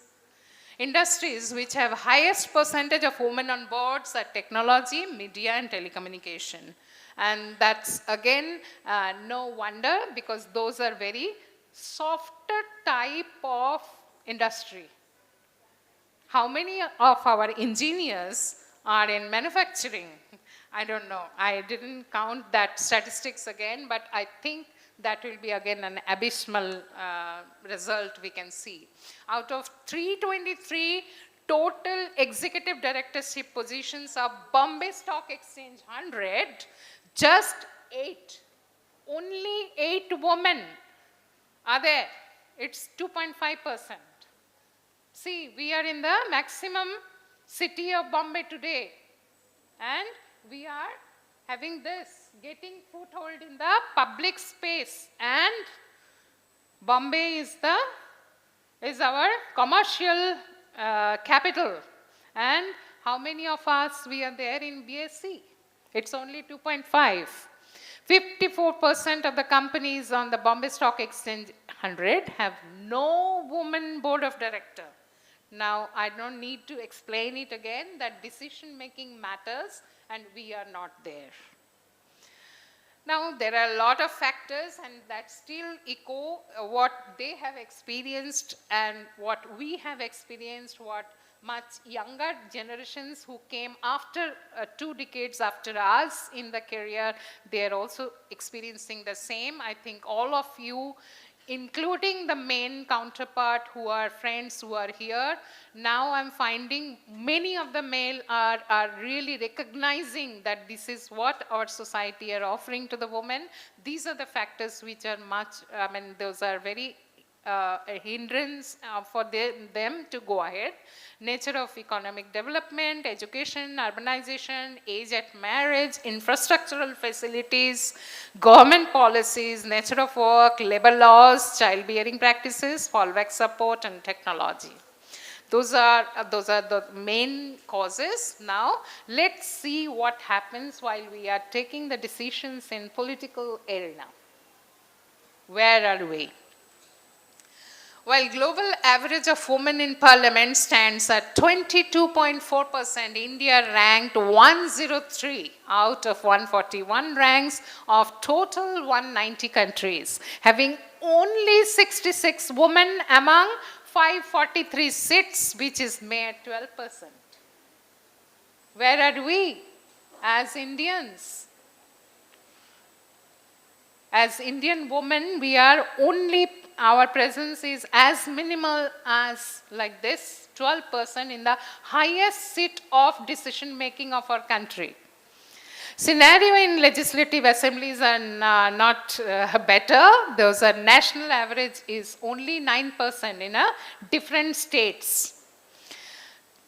Conspicuously, Bihar, Rajasthan and Haryana registered 14% women representation in assemblies, while Nagaland and Pondi recorded none.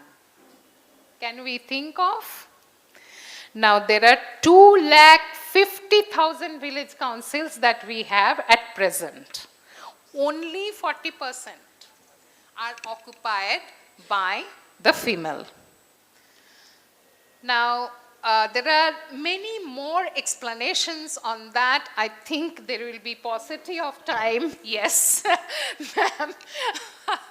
My wavelength goes with ma'am because I'm working for a long time with her, so I know. So academically, I'm not going to handle it today here, but I think I just can't stop without mentioning that we need to handle it in 3 different ways and different places. It's the state. The geopolitical state that we consider as the superstructure over us, which is supposed to take care of the citizens, be a man or a woman. Legal reforms need to be done to create the space and opening up the boundaries. And for that, you require the passion. Just now, what the passion that she has explained, that which was the moving force for her own to experience her life on this land. And equally important for all of us to know, there are plus points also. We have done many more achievements as women. We have a lot more spaces now. Many of us in this August audience, including all of us, we travel by Ladies Special. Now, do you know, we have the person over here who, during her young age, slept on the track as part of the women's movement to get that women's compartment, and that is Professor Bijoy.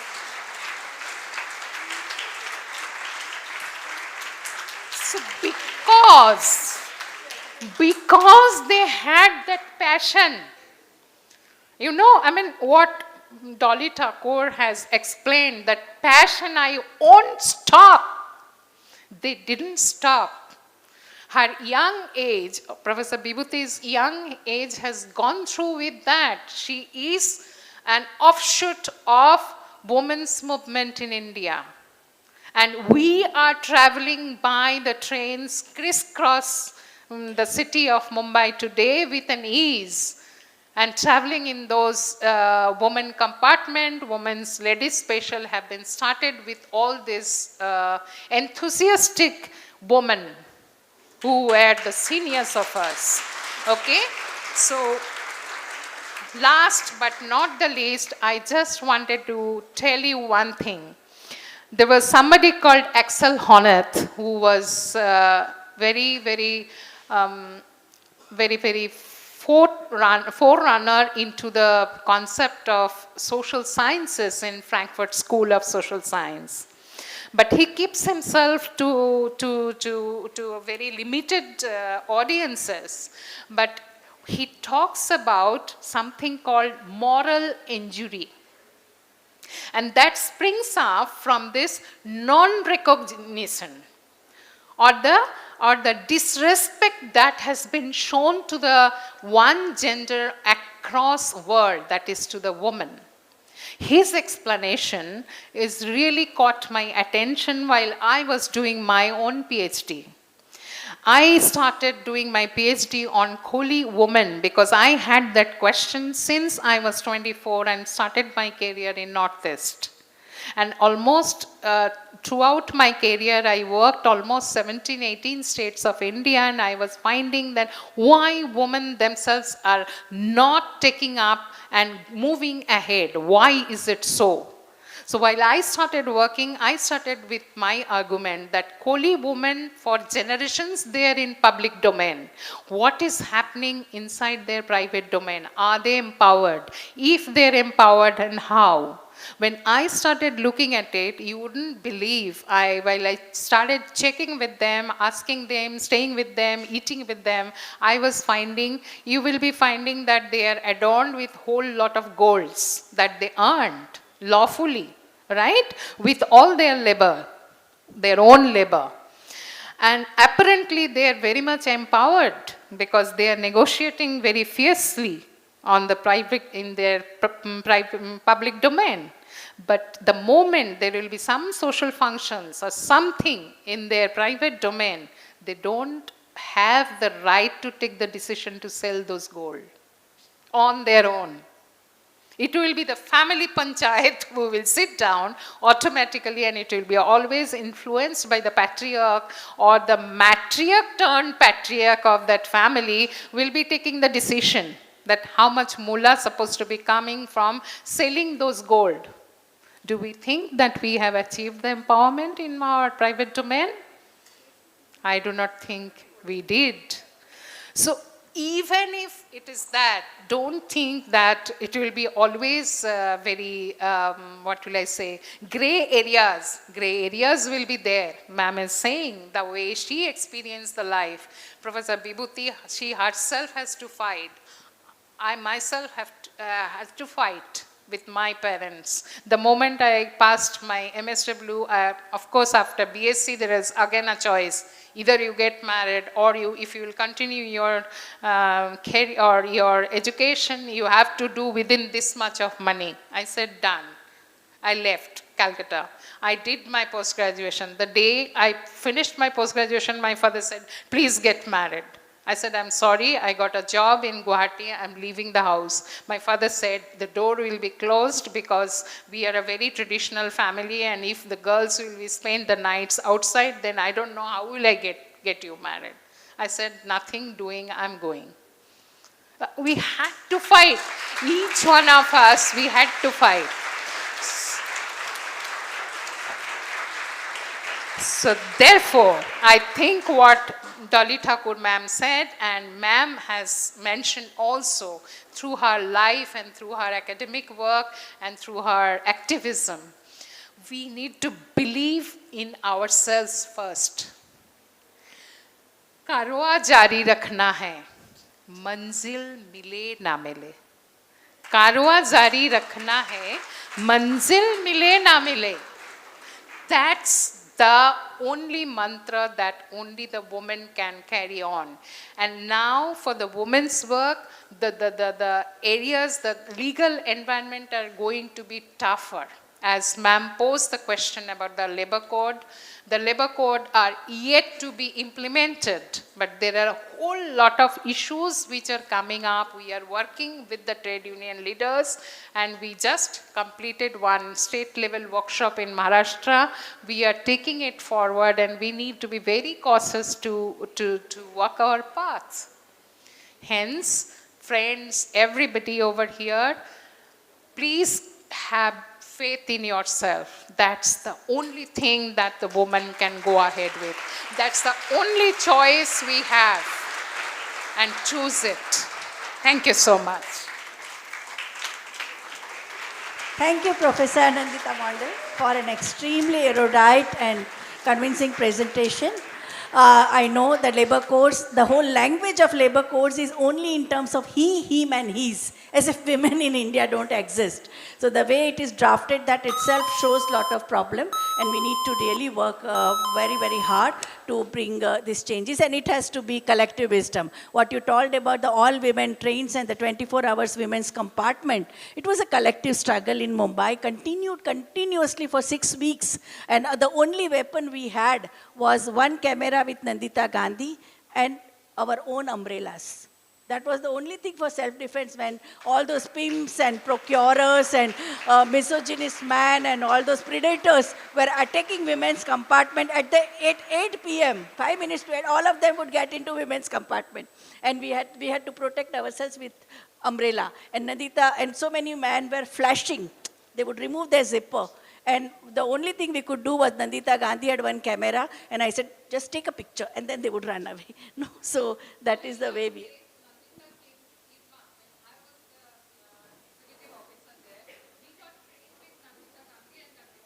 Correct. Yeah. So I think it is the collective. When we put our head together, we can find the solution. So now I think, thank you very much. And now I ask Professor Chalu Malhotra, that do you see any gender parity in the sunrise sector?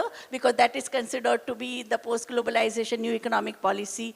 And we are talking about population bonus, not a population, disaster. So information technology, e-governance, platform-based occupations, and what needs to be done to create an enabling environment for women in future of work industry 4.0, which is governed by artificial intelligence, machine learning, and robotics. So I think, and what are your learnings for rural and urban women in the current context of fast-changing technologies? Yeah.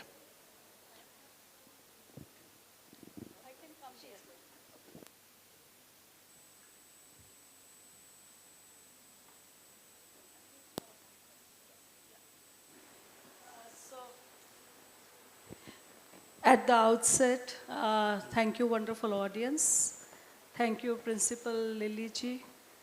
Thanks, Dr. Vishali. I can't see her. I'm sure she's running around somewhere. Yeah, she's there. I just saw that tall figure. Thanks all of you, particularly Dolly ji and Nandita. I heard you. Vibhuti ji, we are so much aware. When I was listening to all this, yes, the presentation is ready. But I would just like to say one thing. And I might have said it elsewhere, but I want to repeat it to dedicate it to each of you. Hindi में बोलूँगी क्योंकि वो जज्बा हिंदी में आएगा. हर लड़की, हर औरत अपने आप में एक चलती फिरती कहानी है.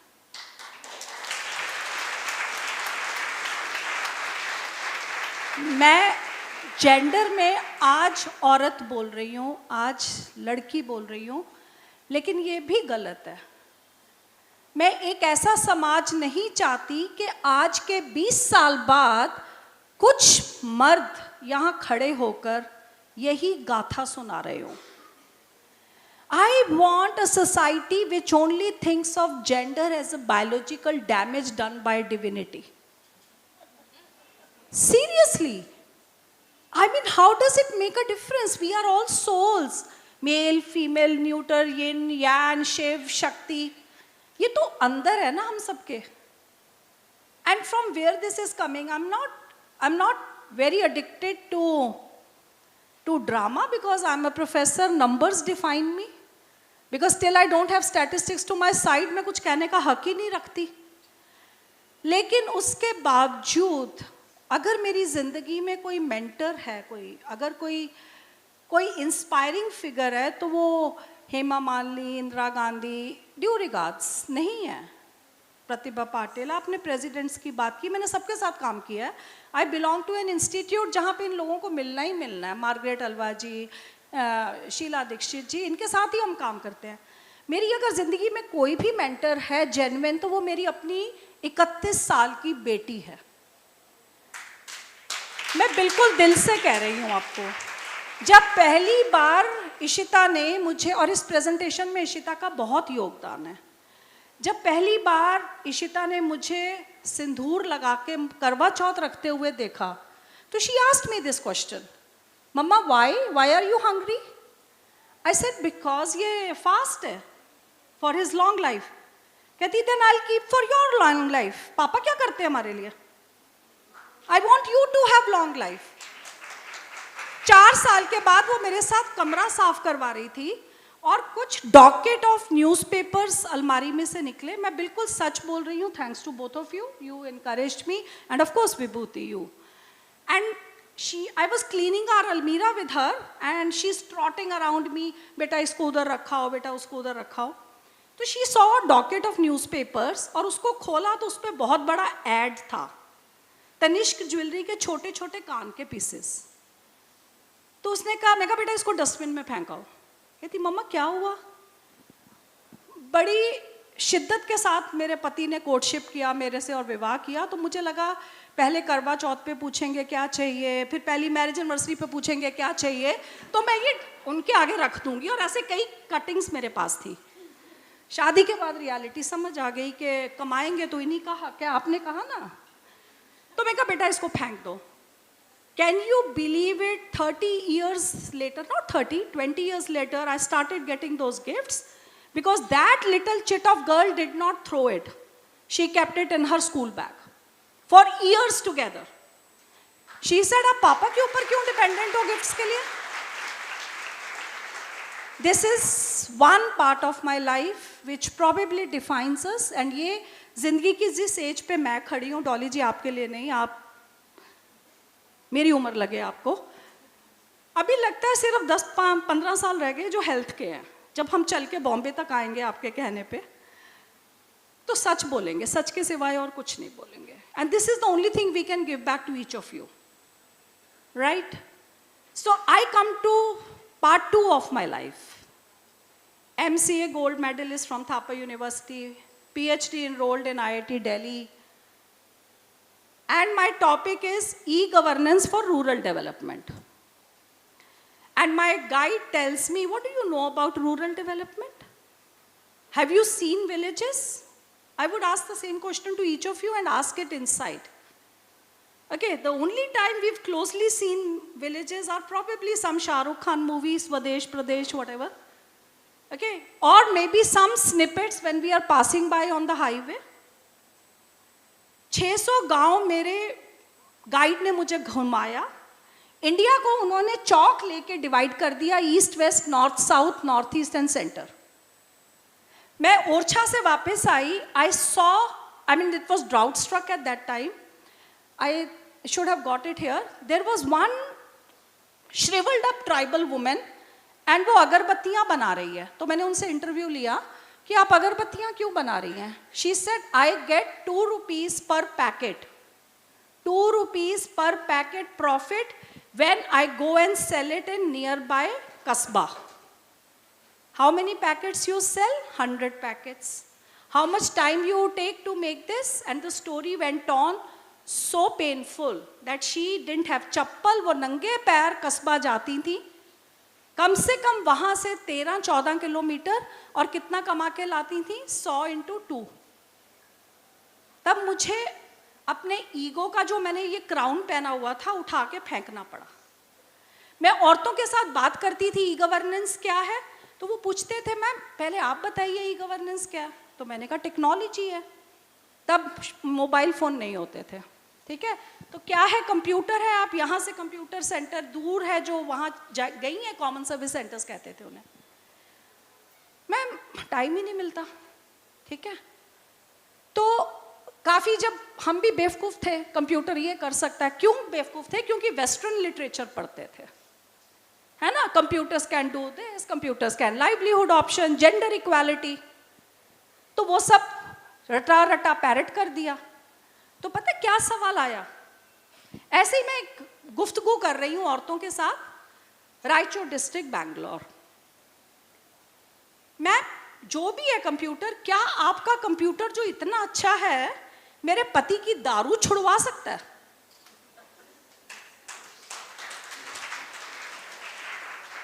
सेकंड सवाल एक और इलाके से आया, मैम क्या आपका कंप्यूटर, वो मेरी नाली में मॉस्किटोज बहुत हैं, उसका कोई सोल्यूशन दे सकता है? क्योंकि मेरा बच्चे को वो मॉस्किटो काटता है और वो स्कूल नहीं जाता, मैं उसे पढ़ाना चाहती हूँ। So ma'am your question, technology हमारे लिए क्या कर सकती है? टेक्नोलॉजी हमारे लिए सब कुछ कर सकती है अगर हम समझ लें, हम हर एक की रिक्वायरमेंट समझ लें। और रिक्वायरमेंट कौन समझेगा?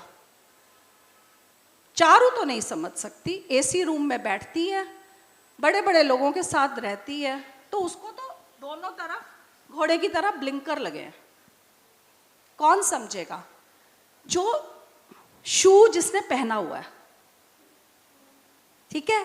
और this is the time we need to have women centric approach, and women centric approach in technology development will come only when women is participating. And how will women participate? When she is educated. And when she is educated in that subject, and then she appears for the interview only when she can go to the interview. Okay, then she gets selected mid life में. मैं अभी data दिखाऊंगी, तो जैसे ma'am ने दिखाया मैं भी दिखाना चाह रही हूँ। तो वो उस लेवल तक पहुँचती नहीं बेचारी, मैरिजेबल एज है, फिर बच्चा हो गया, फिर हस्बैंड नहीं मूव करेंगे, मुझे मूव करना है। और ये बच्चा इतनी जल्दी नहीं होता, हमारे टाइम में बहुत मुश्किल था, बहुत मुश्किल। सीरीज ऑफ अबॉर्शंस हो जाते हैं, ठीक है? कुछ अबॉर्शन होते हैं क्योंकि आप सुबह 4 बजे उठ के किचन में जा रही हैं, और शाम को ऑफिस से थकी हुई आ रही हैं और आपको वो जेंडर स्टीरियोटाइप है, आपने थ्रू आउट वो सैंडल पहनी हुई है, ठीक है, और जब आप घर आती हैं तो पहले तो मारा पीटा जाता है आपको फॉर वॉट एवर रीजन। सिर्फ गांव में नहीं औरत पिटती, हम जैसी पढ़ी लिखी औरतें भी पिटती हैं, ठीक है, मारा पीटा जाता है। फिर तुम्हारी जो मैरिटल ड्यूटी है फिर वो पूरी करनी होती है तुम्हें, और तब तक सुबह जागने का टाइम हो जाता है। तो कुछ ना कुछ अबॉर्शंस तब भी होते हैं, और जो बचा खुचा थोड़ा सा आगे खुशी का एहसास होना होता है तो सबसे पहले आपकी सिस्टर इन लॉ प्यार से आके बोलेगी बेटा अल्ट्रासाउंड करवा लिया, फिर भी अबॉर्शन हो जाता है। आप भूल जाते हैं कि शायद एक अच्छी सी इशिता यहाँ पल रही है जो आपकी जिंदगी बदल देगी। ये तो बैकग्राउंड है। अब थोड़ा सा डेटा, जो कुछ मैं आपसे कह रही हूँ इसके अंदर भी बड़ी horrifying, this is not moving, can this be connected please sir, please. हाँ आ गया, ओके, पर ये पीछे चल रहा है, यहाँ स्लाइड वो नहीं है। हाँ जी, अब बस बस बस वापस आइए, वापस आइए, ठीक है, यहाँ आ जाइए। अगर यहाँ भी आ जाए तो ऑडियंस को संभव है यहाँ पे आना? नहीं, ओके, फॉरगेट इट। तो ये कुछ कुछ स्निपेट्स हैं लाइफ के। इंजीनियरिंग कॉलेज में, दिल्ली इंजीनियरिंग कॉलेज में एडमिशन हो गया, नहीं जाना, तुम इतनी सुंदर हो, हॉस्टल में जाओगी, ठीक है, तो बीएससी कर ली, वो कॉलेज छोड़ दिया, बीएससी करके एमबीए एमसीए के एग्जाम दिए, एफएमएस में फिर एमबीए में एडमिशन हो गई, पर एमसीए हुई आपकी होम टाउन में तो एमसीए कर लीजिए। एमसीए कर रहे थे, कितने 3-4 लड़कियां थी हमारे ग्रुप में और 26-27 लड़के थे, नहीं 30-32 लड़के थे। प्रपोजल्स आने शुरू हो गए, प्रपोजल्स आने शुरू हुए तो अब फटाफट तुम शादी कर लो भाई, ये तो लड़की बिगड़ जाएगी हमारी।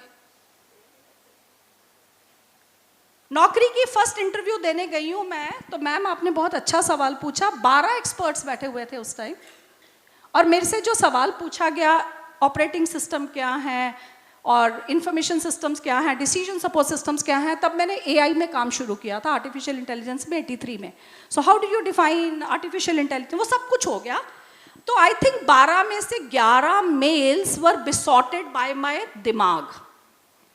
12वां व्यक्ति पूछता है पर तुम तो औरत हो, तुम तो मैटरनिटी लीव पे जाओगी, तुम्हें तो घर जल्दी जाना है रोटी बनाने के लिए।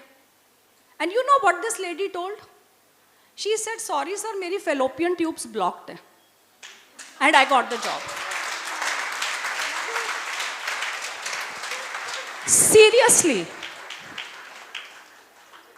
आज मैंने ये लेने से पहले इनसे पूछा कि क्या ये लाइव स्ट्रीम हो रहा है कि नहीं। मैंने क्यों पूछा भाई, मुझे समाज से डर लगता है, मैं तो सच ही बोल रही हूँ ना, जो सुन रहा है वो भी जानता है मैं सच बोल रही हूँ। पर कहीं ना ये अभी भी माइंडसेट है ना, सोसाइटी ने बना दिया। अभी भी घर में जाना है, पति क्या बोलेंगे, तुम फिर बाज नहीं आती, तुम्हारी नौकरी जाएगी, ठीक है।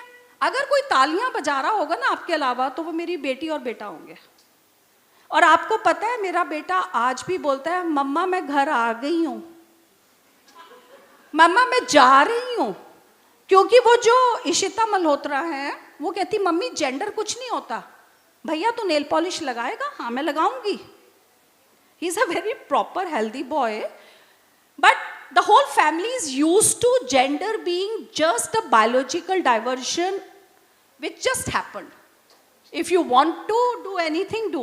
My son loves cooking and I'm very proud of it. This is not moving, sir. This is not moving. जो स्क्रीन पे हाँ, ये कुछ स्निपेट्स हैं उन गाँव के जो मैं भटक भटक के गई, और मेरा जितना सुपरफिशियल ईगो था मैं इन लेडीज के पैरों में रखाई। मुझे तब पता चला जेंडर डिवाइड सिर्फ मेरी फैमिली में या हमारे नॉर्थ इंडिया में नहीं है, जेंडर डिवाइड ऑलमोस्ट हर जगह है। 3 बजे गांव की औरत उठती है, कैटल की सानी करती है, घर की लीपा पोती करती है, फिर उसके बाद झुक के जाके खेतों में काम करती है, फिर आके आप और मैं 2-2 फुलके बनाते हैं, वो कम से कम 20-40 फुलके बनाती है और फिर मार खाती है। तो उन औरतों के लिए हम लोगों को बात करनी है, दिल से बात करनी है। अब मैम कहेंगी चारू मेरा सवाल तो जवाब नहीं दे रहे, मैम मेरे को भी यही सवाल हॉन्ट करते थे कि मेरी एमसीए, मेरी पीएचडी का क्या फ़ायदा है, how can I give back to society. So I started doing innovative experiments. और जो मैंने पहला किया था वो किया था नागरिक परामर्श दौड़. I started inviting women to talk to women with experts like Dolly ji and Vibhuti ji and all of you. And I tried giving some models which have definitely been accepted. काफ़ी स्नेह और प्यार मिला. Next slide please. काफ़ी स्नेह और प्यार मिला. और जो वो battered body थी मेरी वो जो मार खाई body थी, वो जो series of medical trauma से निकली हुई body थी, वो हील हो गई क्योंकि मैं यहाँ हील होने लग गई. और उसके बाद तो फिर जब आप सच बोलते हो तो सुनता है, सबको समझ आती है. दिखावा करोगे तो कितनी देर कर लोगे. It became a very interesting journey and this is what is my outcome कि टेक्नोलॉजी डेफिनेटली औरत को एलिवेट कर सकती है, एम्पावर कर सकती है, एजुकेट कर सकती है. हाउएवर जितना डेटा मैंने आपको दिया उसके पीछे बहुत सारी एक्सेप्शनल स्टोरीज भी हैं. टेक्नोलॉजी थेरेटिकली डेटाबेस के हिसाब से एक औरत को इनकम जनरेशन के ऑप्शंस देती है. तो मैंने सोचा कौन से एग्जांपल्स हैं, तो मुझे अर्बन क्लैब की अपनी वो ब्यूटिशियन दिखी जो 7 बजे फ़ोन करो तो 9 बजे मेरे घर आ जाती है और मेरी आईब्रोज बनाती है. ठीक है. मुझे वो लिज्जत पापड़ वाली लड़की अपने एरिया में दिखी जो क्लाउड किचन से मेरे को जब मुझे कोविड हुआ तो घर पे खाना देती है. शायद मैं उसको कभी ना जानती. एजुकेशन की जहाँ तक बात है, I have a lovely team of almost 10 officers reporting to me. Only one is a male and rest are all females. And I can see and say with a lot of pride, we have created a mark in the world with our work. मैं बहुत दिल से कह रही हूँ कि ये 9 लड़कियों की वजह से आज मैं हूँ तो आपके आगे बोलने में सक्षम हूँ. ठीक है. मैं ये नहीं है, एक लड़का था वो बहुत जल्दी छोड़ गया तो अनिकेत को अनुष्का ने पूछा कि तुम चारू मैम को छोड़ के जा रहे हो. अरे शी इज जेंडर बाइस्ड, वो मेरे साथ नहीं काम कर सकती. तो उस दिन मुझे एहसास हुआ कि कहीं ना कहीं ये गलती समाज फिर ना कर दे. ठीक है. So this is improvement in education, work from home, सब कुछ है. अच्छा एक स्लाइड पीछे चलेंगे. सोशल मीडिया की मैम ने बात की, एक स्लाइड पीछे. एम्पावरमेंट. फिर मैंने डेटा देखा तो मुझे पता चला 85% of women feel social media has empowered them. And there are startups by women which are definitely very empowering. ठीक है. पर यही सोशल मीडिया तो है जिससे साइबर बुलिंग हुई थी. यही सोशल मीडिया तो है जो पॉर्न साइट्स पे हमारी फोटोज को मॉफ करता है. So please, it's a dual edge sword ma'am. Technology is not a masiha of our elevation, it is our mindset. जब तक हमारे घर के लड़के एक औरत की इज्जत करना नहीं सीखेंगे हम जैसी मदर्स और फादर्स से, तब तक ये समाज में कोई भी काम, सोशल मीडिया या कुछ भी फर्क नहीं आएगा. ये शुरुआत सारी यहीं से हो रही है. ठीक है. तो आप नंबर्स की बात कर रहे हैं, मैं भी नंबर्स की बात करती हूँ. और नंबर्स में भी मैं आपको फिर बता दूँ, टेक्नोलॉजी में लड़कियाँ बहुत कम है और 20% डिक्लाइन बीटेक में पीछे 20 साल से हो रहा है औरतों का. यानी कि आज भी लड़कियाँ बीटेक नहीं करना चाहती. फिर उसके बाद जो लड़कियाँ काम करती हैं ना, इसमें उनके जो सेक्सुअल हरासमेंट के केसेस है, नेक्स्ट स्लाइड पे आइए प्लीज, सारे आईटी कंपनीज में मैक्सिमम है. I heard one of my friends here कि मेरी बेटी TCS में है, इन्फोसिस में है. पर मैम आपकी बेटी शायद आप जैसी स्ट्रॉन्ग मदर की पैदाइश है, वो इस डेटा को एग्री नहीं करेगी. पर majority of the workforce in IT companies are women who are harassed. और उसकी वजह पता क्या है? प्रोफेसर हूँ, सूंघने की आदत है मुझे. पता चला वहाँ पे मोलेस्टेशन कमेटीज ही नहीं बनी हुई, और बनी हुई है तो सिर्फ नेम सेक बनी हुई है. उसमें कोई औरत की रिप्रेजेंटेशन ही नहीं है. और मैं औरत वर्ड गलत यूज कर रही हूं. मैं फिर से रिक्वेस्ट कर रही हूं आपको, जेंडर रिप्रेजेंटेशन नहीं है, और जेंडर कुछ भी है, plus minus plus minus plus plus minus minus and everything. Why not? That's just a biological gift from God. Please respect it. So वो कमेटीज की एग्जिस्टेंस बड़ी नेम सेक है. ये सब कुछ नंबर्स में भी उतना ही हॉरिफाइंग है. जेंडर पैरिटी नहीं है, पे पैरिटी आपने बात की, मेरे नंबर्स भी वही कह रहे हैं. Let's move ahead sir. Thank you. और मैम ने भी बात की, मैं भी कह रही हूँ, सिर्फ 15% कंपनीज की हेड सीईओज औरतें हैं, और वो भी कुछ कुछ ऐसे केसेस आ चुके हैं कि हस्बैंड की वजह से उन्होंने स्कैम में फंसी, और वो सब मैं डेटा नहीं बोलूँगी, ठीक है.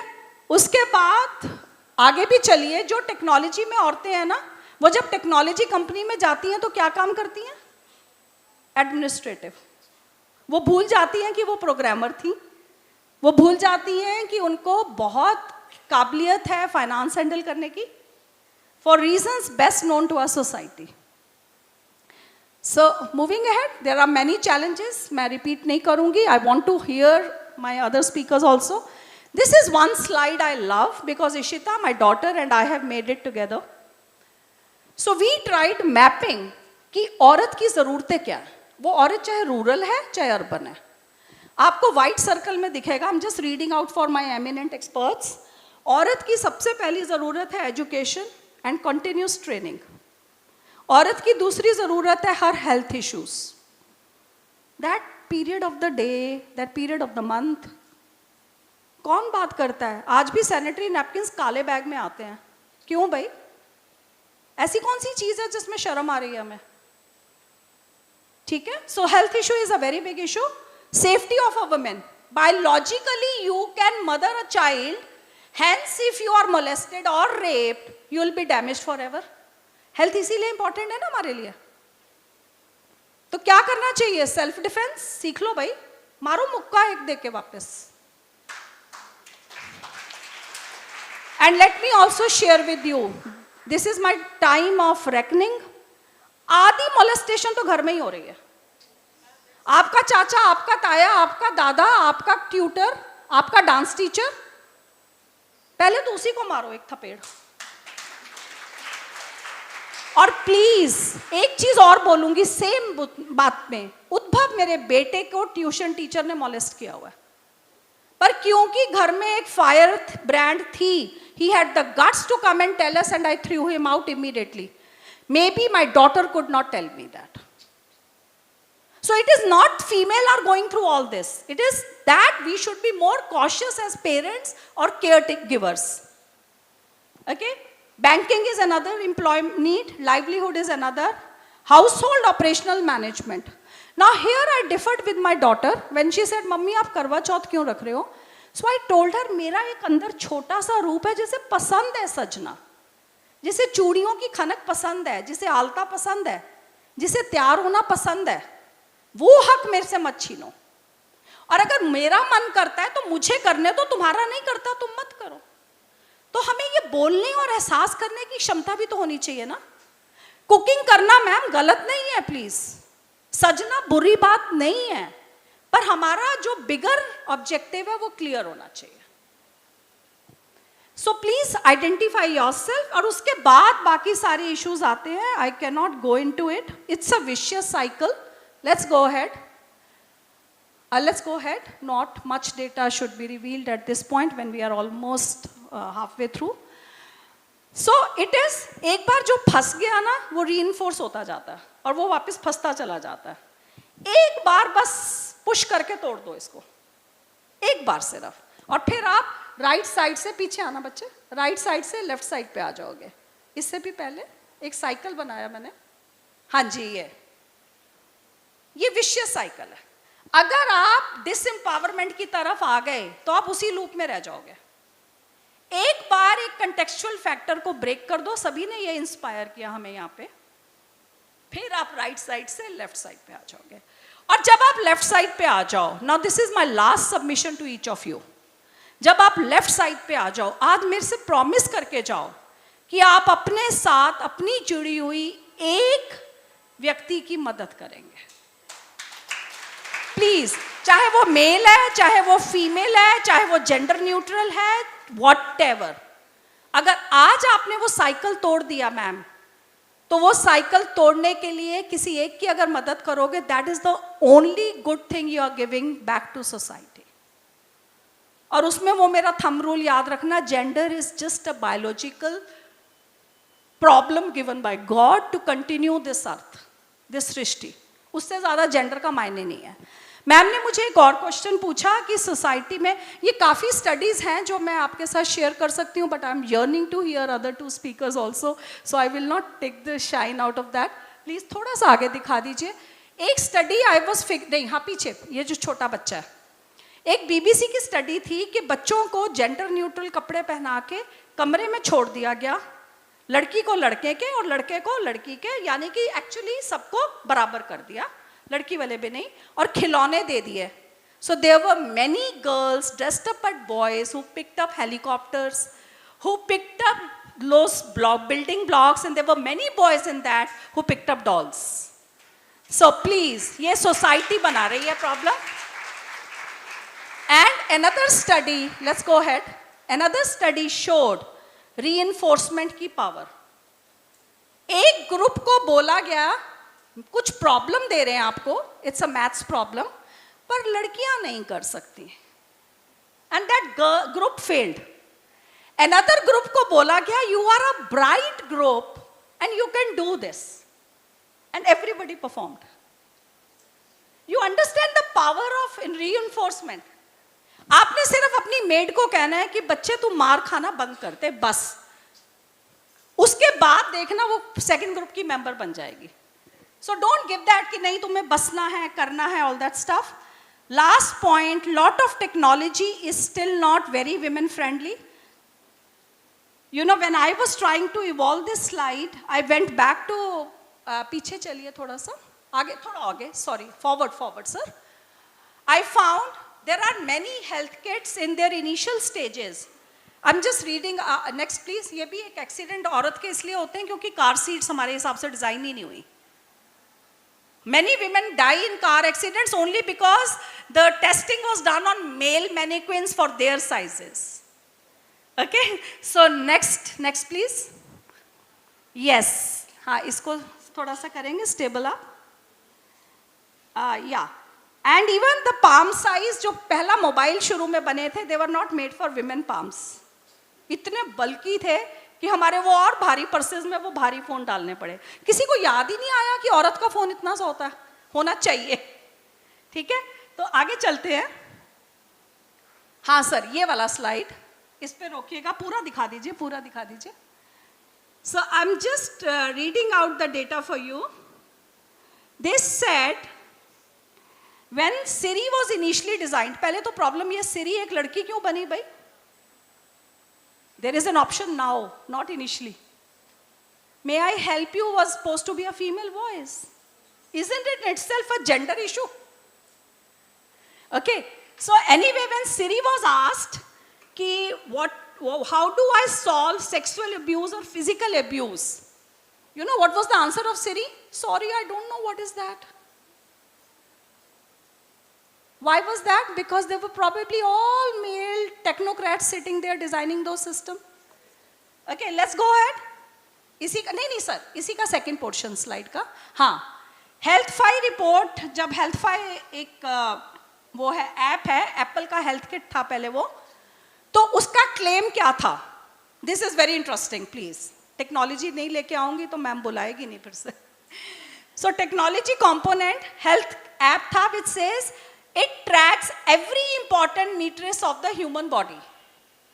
It tracks every important matrix of the human body. ठीक है, अब उसके नीचे वाला बबल पढ़िए क्या है. When it was asked what is menstrual cycle anxiety, I don't know what is that.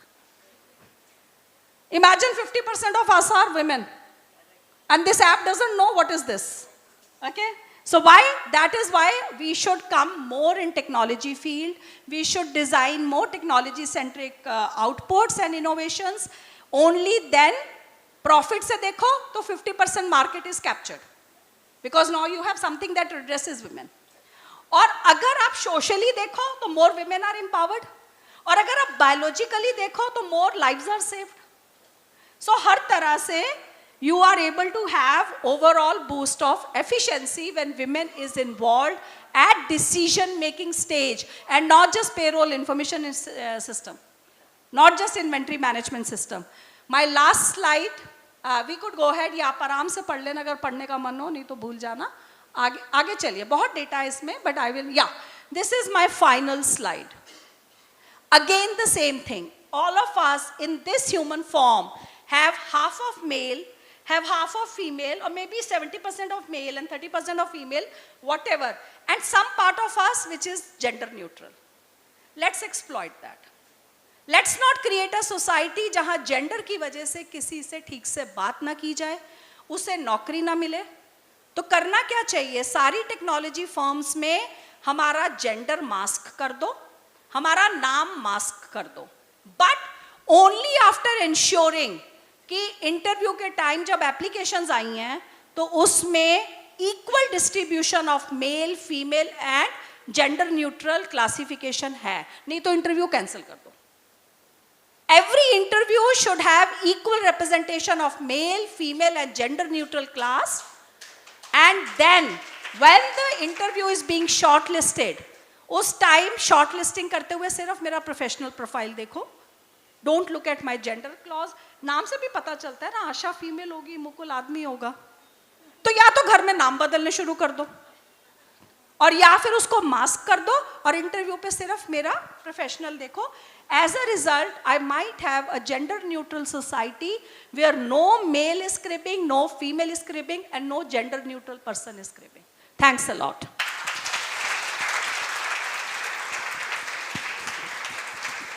Thank you very much, ma'am. You have really highlighted with examples the need for change in the mindset, and I think we have a long way to go, but I think you have shown us the path. Now I come to Dr. Sangeeta Desai. As a gender expert, what do you view as challenges and opportunities for educated women? Lot of it is covered by previous speakers also. What needs to be done to translate their degrees into employment and careers? And you have traveled extensively in the rural areas. What prospects do you see for women entrepreneurs, self-help groups, and women farmers in our country?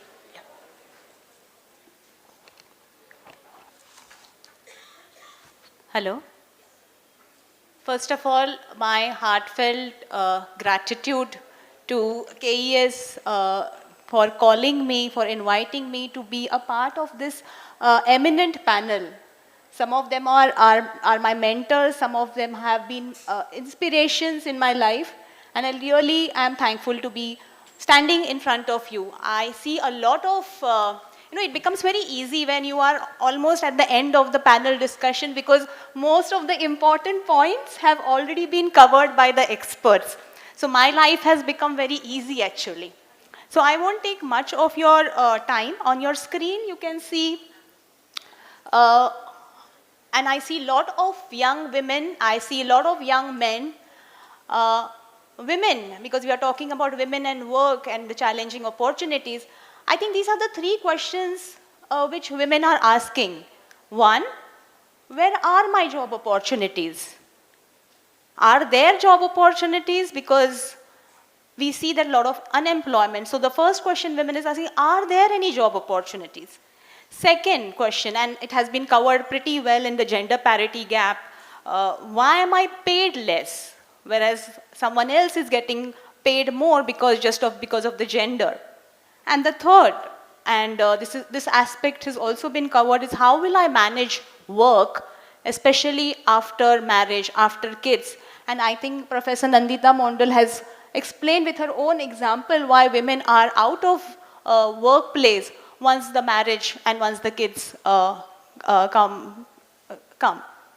So I will start, because a lot of young faces, there are lots of aspirations. I'm going to first focus on the opportunities part. Of course, I'm going to go to the challenges part, Vibhuti ma'am, but let's focus on the opportunities that are there for employment. First and foremost, the digital innovation.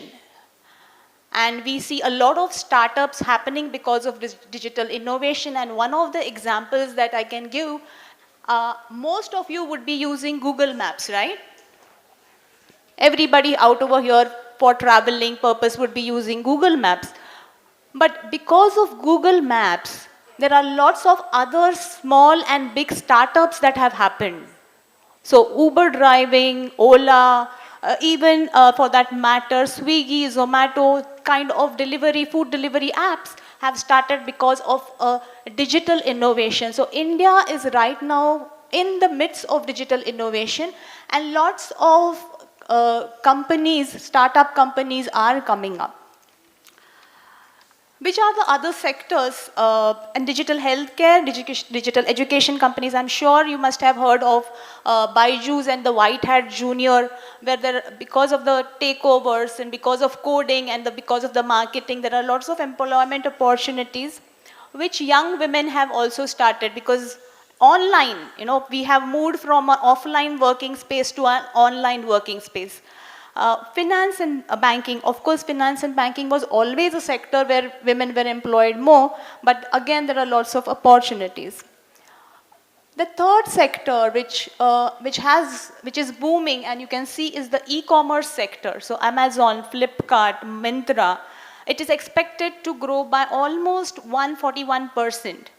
And it is supposed to reach $111.4 billion by 2025. So these are the sectors which actually you should be looking as to where are my job opportunities. These are the sectors where there are job opportunities.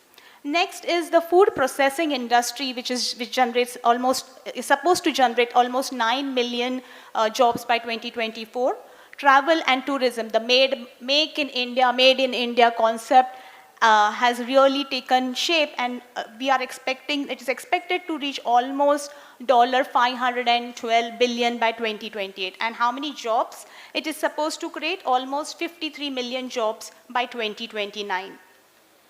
The education and training, because we are moving towards online education, there are lots of these digital companies that have come up in India, where you are getting skill, not just learning, but you are getting skill also online. The retail industry, there are almost 25 million new jobs which are supposed to be created by 2030. And Professor Charu Madam also mentioned about the gig economy. She gave an example of how she can book an appointment of a beautician, and the beautician can. So that is actually a part of what we call a gig economy or platform-based economy, which is also digital economy as well as a physical gig economy. So what do we understand by digital economy is that women and men have started operating from their home has become the workstations. And a lot of freelancing work is getting generated.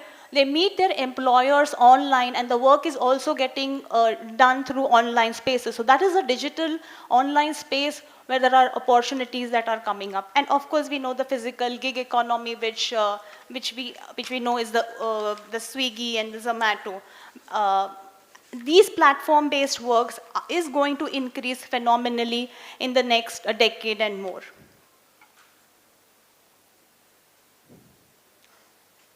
Coming to the future of work for women in gig economy, why do women prefer a gig economy, or why do they want to work in these spaces? The reasons are very clear, because it offers them multiple flexible hours, modalities. They have an income generating potential by working. They can also adjust their timings. But what are the challenges when you go in a gig economy, when you do a platform-based work? Then what are the challenges? First and foremost is you get excluded from the Code of Wages Act. You do not have a social protection, so there are no employment guarantee schemes or insurance schemes that are protecting these gig workers, and there is this lack of upward mobility. So women are mostly constrained to doing a gender typical role, which is the beautician or the massage services, which is again stigmatized. So there is this issue of purity and pollution. And here these two sectors, massage or beauty parlor, are the sectors which are growing online, but again it is a stigmatized work which is considered. Lot has been already spoken about the declining labor force participation, and I'm not going to stress too much about it. But one highlight that our neighboring countries, when we talk about Bangladesh or Pakistan, then they are doing really, really well as compared to India. And one more issue is that, and I've highlighted that in red, is that the educated women are staying out of workforce. And which is, I think, a very alarming thing, because if you are pursuing higher education and if you are pursuing graduate, you are postgraduate, then I think it's your moral responsibility also to be a part of the nation building exercise. So then what are the reasons why are women staying out of workplace? And 90% and more women are definitely in the informal. I'm talking about the formal economy here. So why are women so much out of the workforce participation, and why are they not being an economic actor in the nation building process?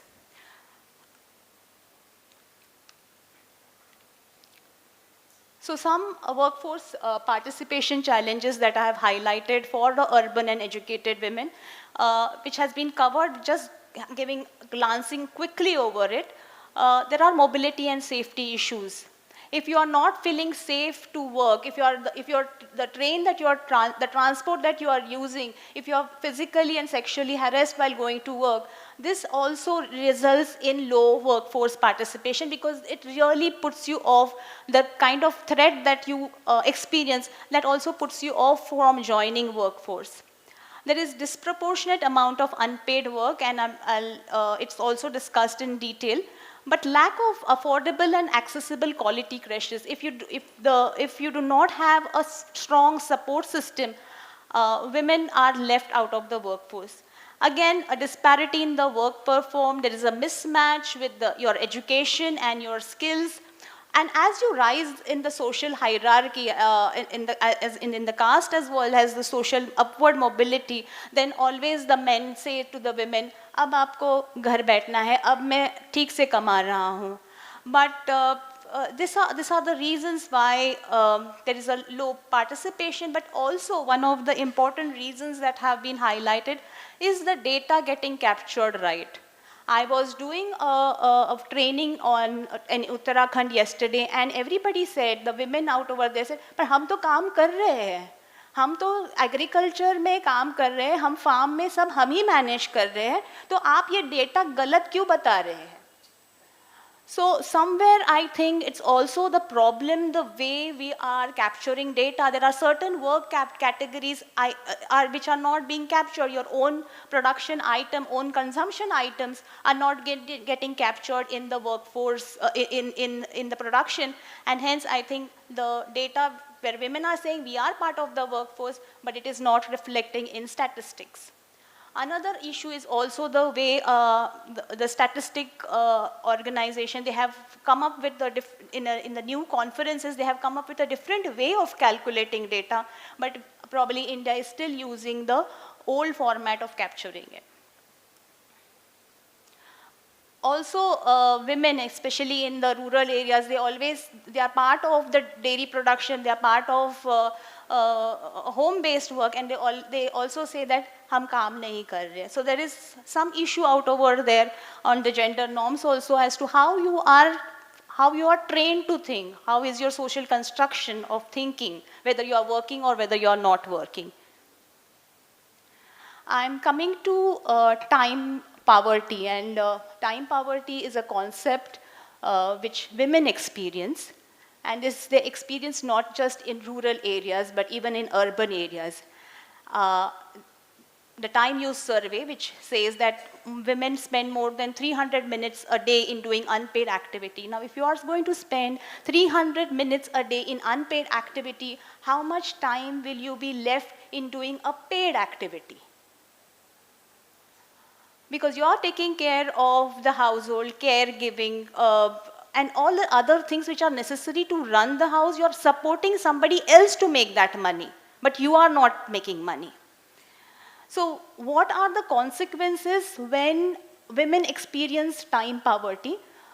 They have very little time on their hand, first for the freedom to choose how they are allocating one's time.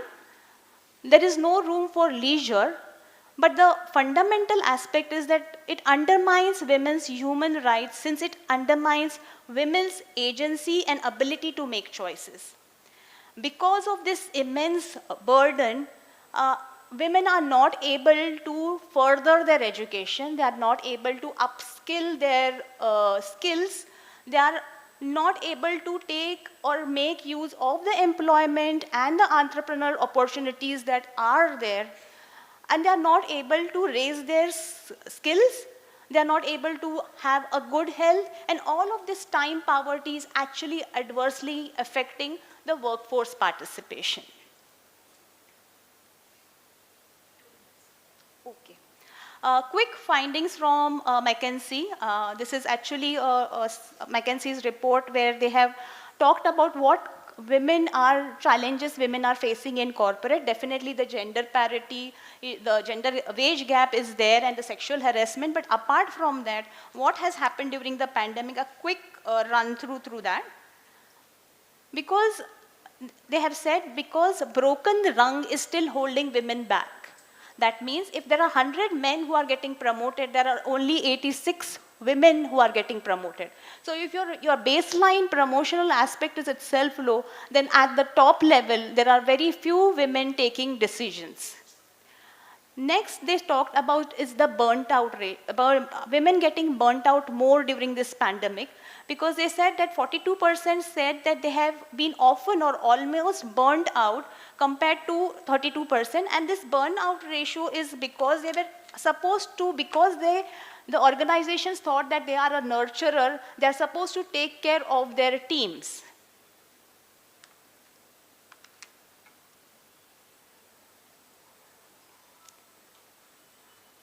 Women as leaders, because women are supporting their employees, so compared to men and women, women are rising as leaders, but their work is not getting recognized as leaders. Women leaders, what women leaders in corporate are facing, what are the challenges that as you grow up in the organization, what are the challenges at entry level and at senior level? And women said that there are microaggressions which they think, apart from the sexual and physical harassment, there are certain microaggressions. And what are microaggressions are defined out over here. When somebody is speaking, being interrupted or spoken over than others. So when women are speaking in meetings, they said that they are 36% of the senior leaders said that they are being interrupted. That means what they are saying is not being accepted. 34% said that their judgment in taking certain decisions in their offices is being questioned. Their expertise is being questioned. Whereas that is not happening with the men.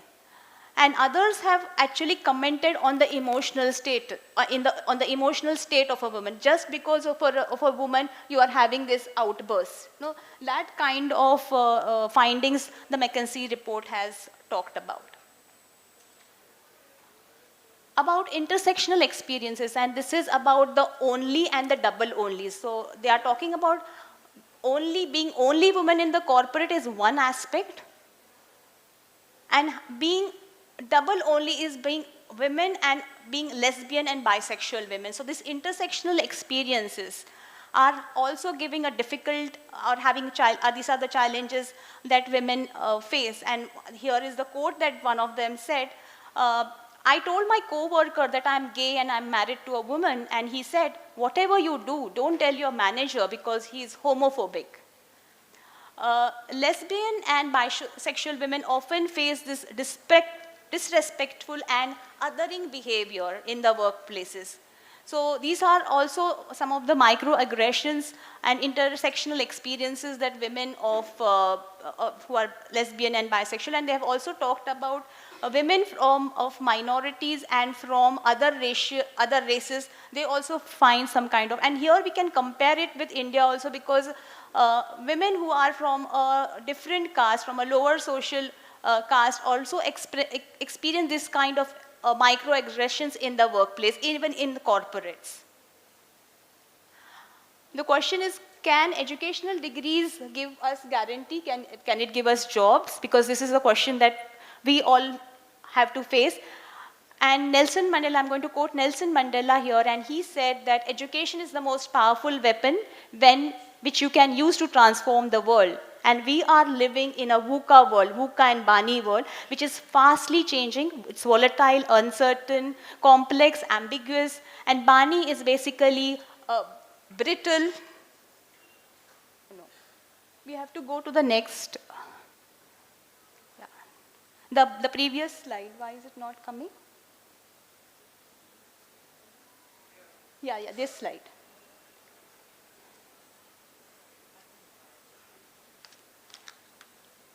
So you have to not only be doing your degrees, attending your degrees, that which you anyway have to, but you have to be also doing multi-skilling.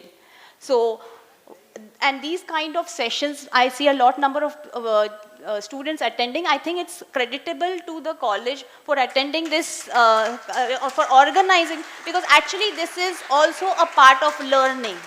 This is part of also developing the soft skills which are needed by the industry. I'm just going to have just one last slide on what does the industry need. Industry needs a lot of things, and here is a list of things that your industry is actually looking forward. But I'm going to cover all these requirements under just 4 headings. One is your communication skills, which of course goes reading, writing, speaking, listening. Second is your analytical skills. Third is your collaborative skills. Are you being a team player? Are you being a leader? And fourth is your professional development, which is basically your core technical skills. So when industry comes, these are the 4 broad categories when people come to hire are actually looking forward. We are slowly moving into, we are an emerging economy. So don't expect that the state is going to generate jobs for you. It is self-employment and entrepreneurship which is the way forward. And although women's share in entrepreneurship is less, I think this is a cue to take forward that the small, medium enterprises are growing, and although women are only 14% of the entrepreneurs, I think the world needs more women entrepreneurs than ever before to sustain, to have good livelihoods, and to be a major participant, economic actor in the nation building process. Thank you so much once again. Thank you, Dr. Sangeeta Desai, for your very important 2 observations. One is about microaggression. Microaggression also happens in the form of mansplaining, behaving as if women are not there in the room and talking to themselves. In fact, when I used to be taken into apex bodies with all men and I being alone in the women, as a woman, I was told that I should open my mouth only to yawn or to eat. Otherwise, I should not speak. No? So they had temerity to tell me to do that. Tu bahut badbad karti hai, but you should not. So I think this is very, and I think a second observation that so many men, young men sitting here is also very important. And we have seen it in Africa. All those African elites, the dictators who packed off their sons to study in Paris and Cambridge and in Oxford and Yale and Princeton, when they went back, and they had teachers like us, middle class women who were gender expert. When they went back, they made the changes. They were these young boys, they had all their plum positions ready as minister or as HOD or as a corporate honcho in the 56 African countries. And they were the ones who changed the scenario. They said that we should not have a clitoridectomy. Women should have a right to study. So I think it's very important. And our social reform movement also teaches us 19th century social reform movement like Jyotiba Phule, Ishwar Chandra Vidyasagar, all of them played very important. So you are going to be the future Jyotiba Phule and Ishwar Chandra Vidyasagars. Now, our last speaker, extremely interesting person who is a trade union leader also, along with the teachers. She represents the Bombay University, Bombay's university teachers, not only from one university. So what are the reasons for abysmally low work participation? I think to some extent previous speakers have said. What is so special about gender norms in India? That also Dr. Dolly Ji told her with her this thing. But what is the way ahead, Sinapol, if you can focus on that. And as an economist, what can be done at a macro, meso and micro levels to provide social security and social protection of women, and what should the government, corporate world, educational institutions and the trade union leadership should do for the bright future of women in the world of work. Good afternoon, everyone over here. First and foremost, let me thank Dr. Vibhuti Patel for inviting me. Then I want to thank Principal Madam and Vaishali Madam to inviting me over here. Now, bulk of my job has been done by the other speakers. But still I will go through whatever sessions I have created. The first question what was given to me was the low female labor force participation in India. From the slide, it is very clear that there has been a gradual decline in the share of female labor force participation. From 34.8% in 2016, it has come down to 23.7%. So there has been a serious fall in the share of female labor force participation. Now, when we compare our participation, our women participation with the other countries of the world, we find that China is an example where 61% of the women are participating in the labor force. India is only 19.2%. The next question why is this so? Why this is happening in India, where we have China, where 60% of the women are working, and in India it is only 19%. When I was looking at the reason, the prime reason what I found was automation.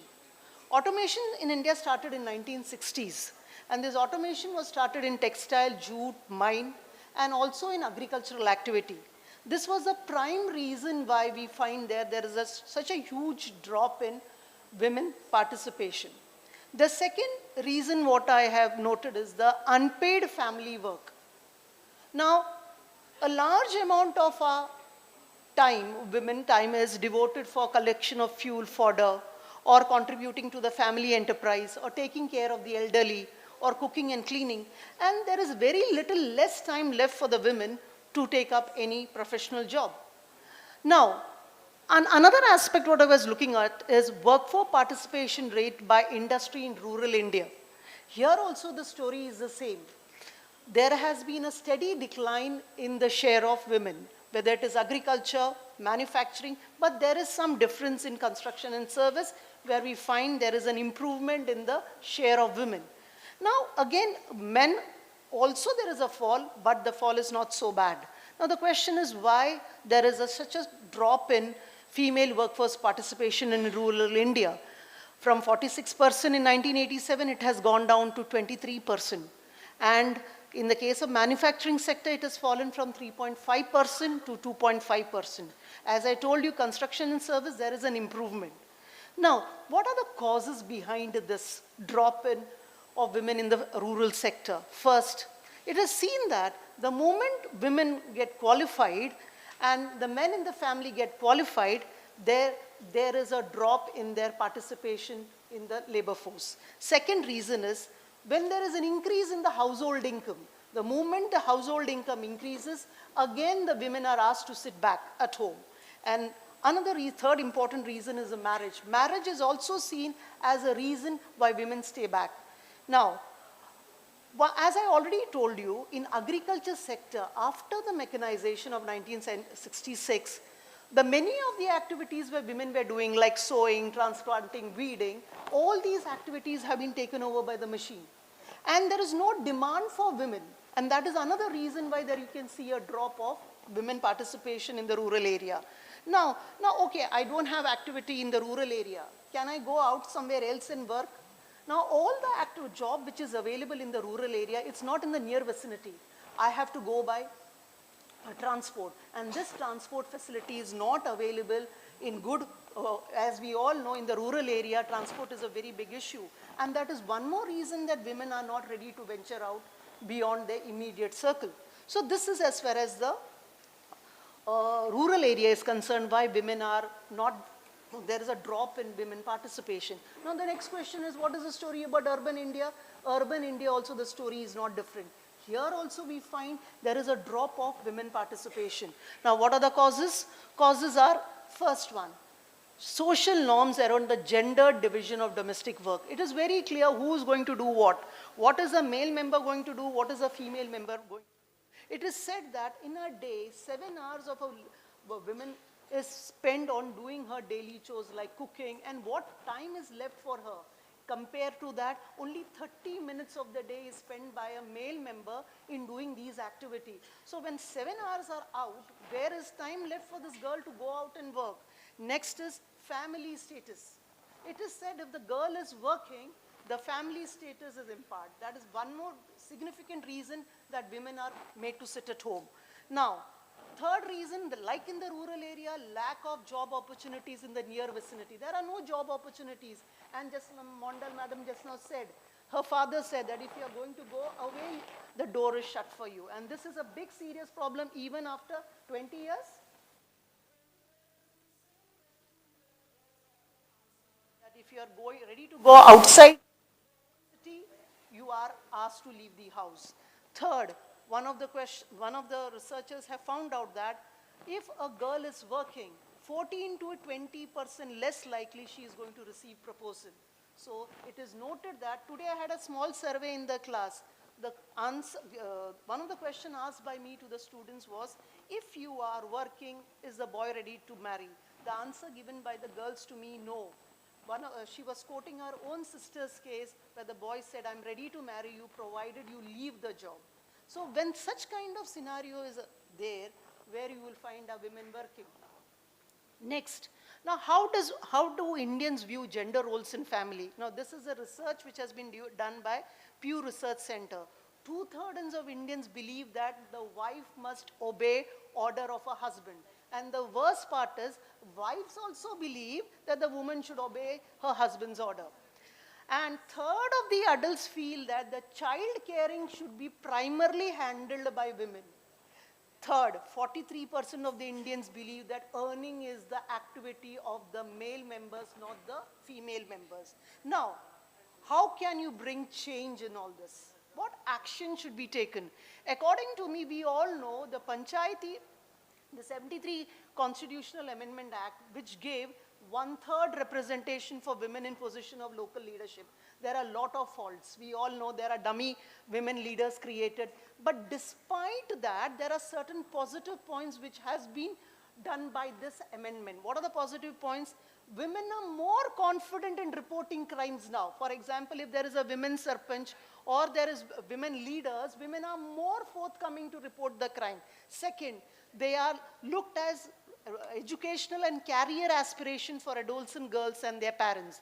Behavioral studies also show that in the short run there is a backlash by men as traditional gender roles are getting challenged, but negative stereotype eventually disappear. So if this amendment has happened in the Panchayati system, why the same thing cannot be taken up in the assembly and in the parliament? If there, I agree, there are a lot of negative points that there are dummy leaders created, but there are certain positive points which have come up from this amendment. So why this amendment cannot be carried out in the state assembly and in the parliament? Next is our educational institution and the study material. We can find there are many study material which even today carry the same stereotypes what is there, which they are not ready to change. The first thing what our study material should do, they should promote gender equality, whether it is a story books, whether it is a book. Right from the school, a boy is never seen helping the mother in cutting the vegetable. It is always the girl who's cutting the vegetable. So right from the childhood, if we are showing gender equality, because as I told you, I did a study today. I am doing this study among the women girls, and the women girls are saying they don't want their husband to clean their house. They want that role to be taken by the women girls only. So if this is the story of the women girls, what about the boys? So why this is happening? Right from the childhood, she's told what? Cleaning is the activity of the girl child, not of the boy child. And from where are we getting? We are getting all this from the family and the books what we read. Next is positive campaign should be there in the media. In the media, when we look, all the advertisement, it is again the stereotypes what is getting displayed. Next is seeds, as I told you, the seeds of equality should be sown in the early childhood and in every household. Every household effort should be taken that it is right for a boy to clean the kitchen. It is right for a boy to do the cleaning activity or cleaning the vessel. Next is women should be given small productive assets. We have seen women is taking part in women decision making only when she is having assets. So how can you help them? Help them in creating their own assets. Give them small credit. Next, direct cash transfer should be done to the women of the family, not to the male members. Now, one important thing about what is the role of the religious institution? Whether you take up any religious, whether it is Christian, Muslim, Hindu, the leaders over there should take an active part in promoting gender equality. Because when they speak, I think the impact will be far better than any political leader talking.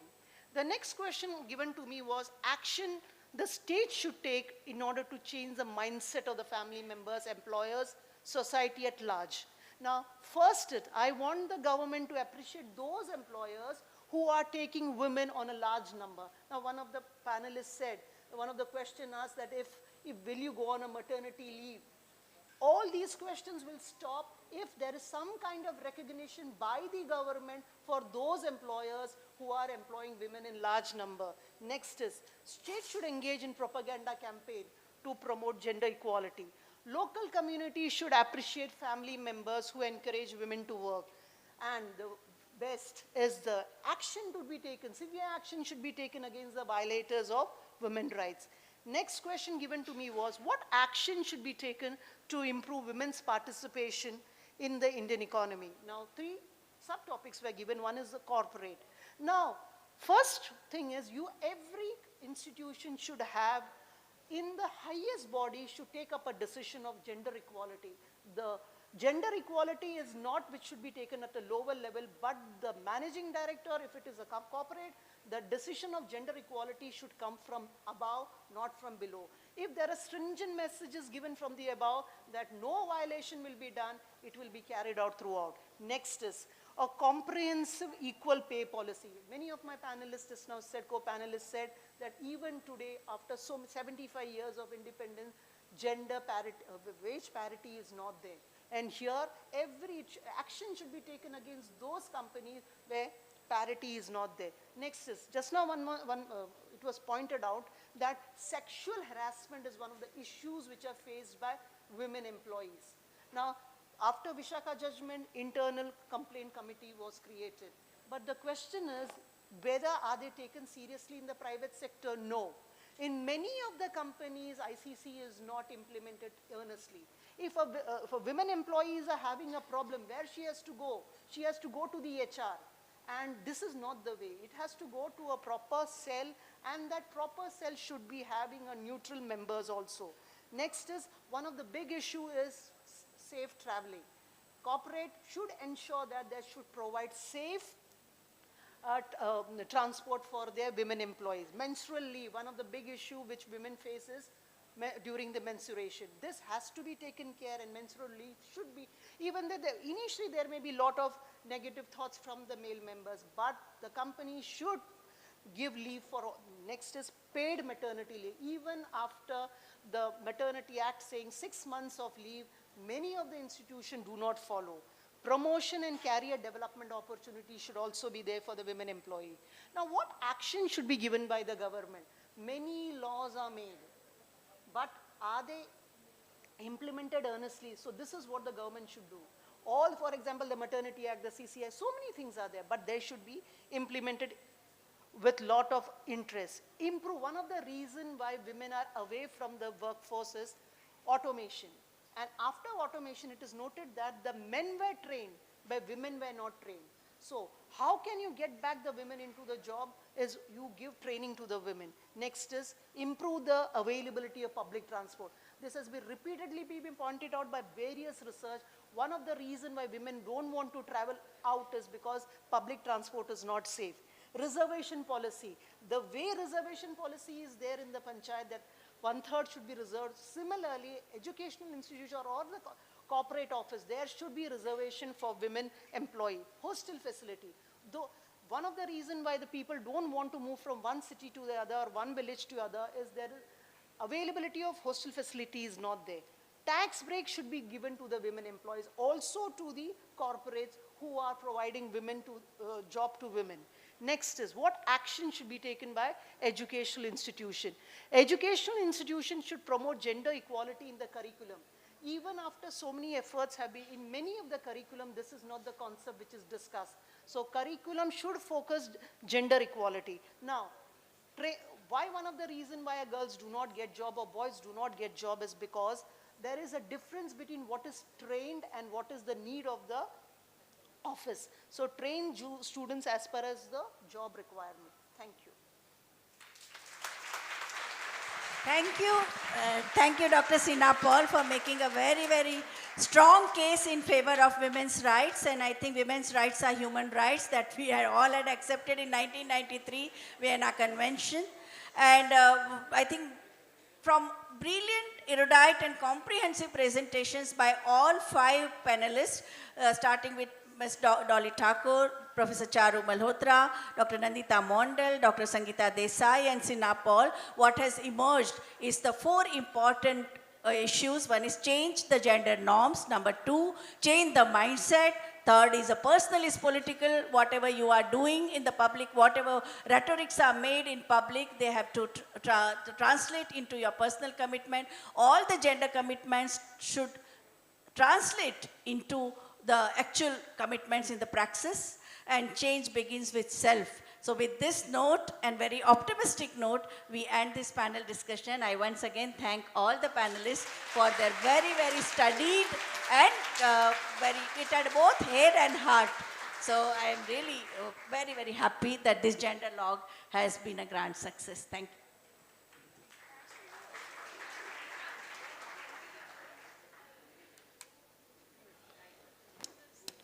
Hello.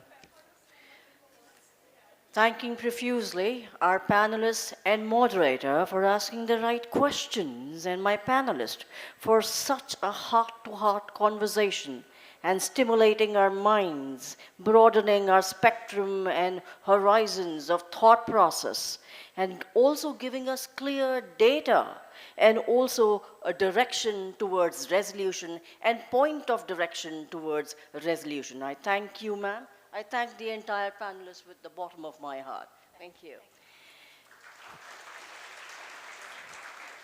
A few words of motivation to bite and sip from my side. My dear women, wear your armor and show the world your power.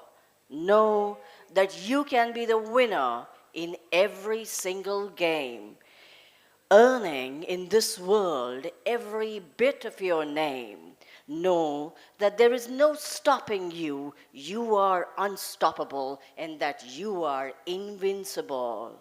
Can we have a big, big, big round of applause for every person in this particular stage and also our audience?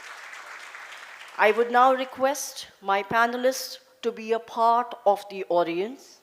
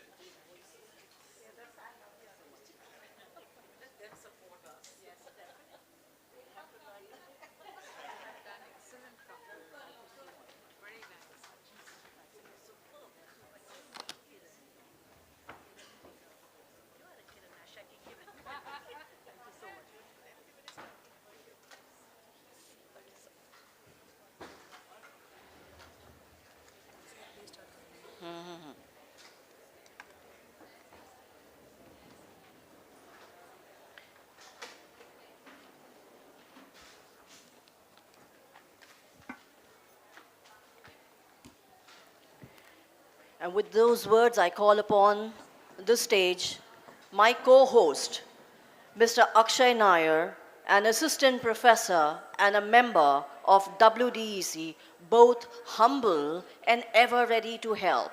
I will call him to take the event forward. Over to you, Akshay, sir. The stage is yours. I would ask the audience to be patient for a few minutes while the performer gets ready. Patience for a few minutes. Thank you so much.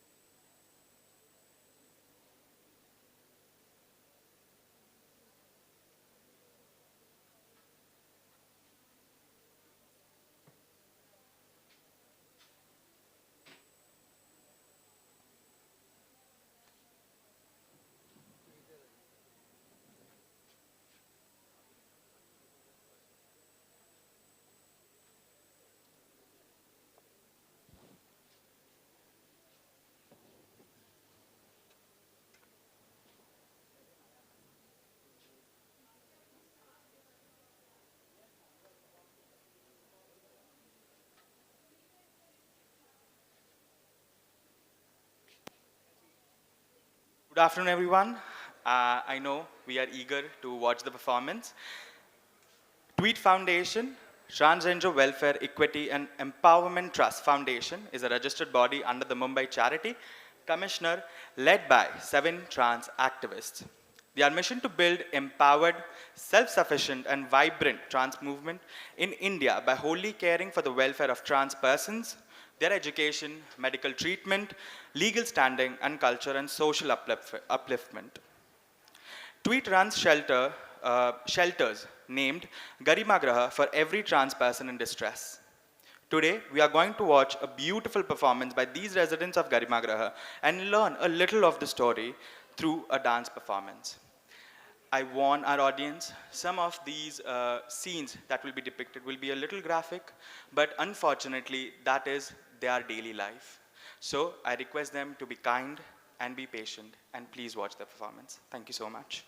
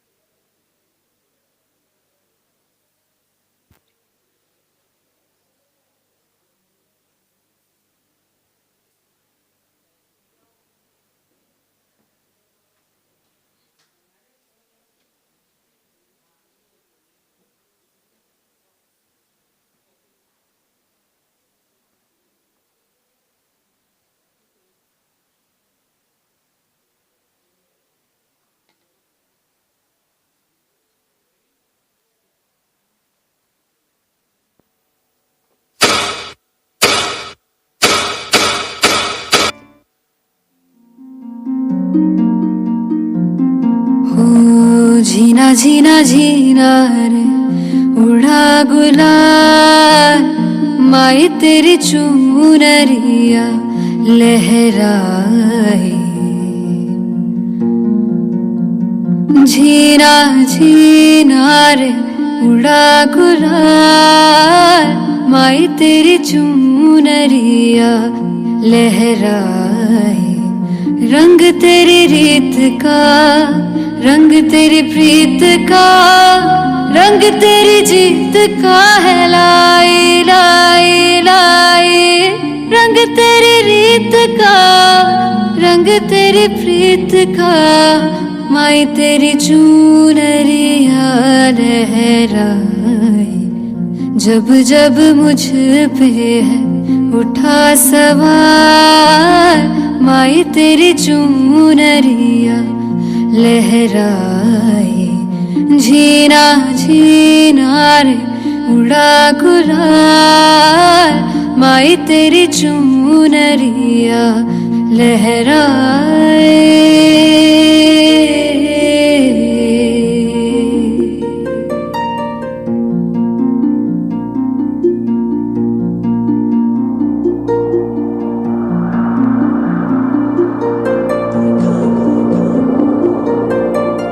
जग से हारी नहीं मैं, खुद से हारी हूँ माँ। एक दिन चमकूंगी लेकिन तेरा सितारा हूँ माई रे, माई रे, तेरे बिना मैं तो अधूरी रही। माई रे, माई रे, मुझसे ही रूठी मेरी परछाई, हो मेरी परछाई तेरा ख्याल, माई तेरी चुनरिया लहराए, झीना झीना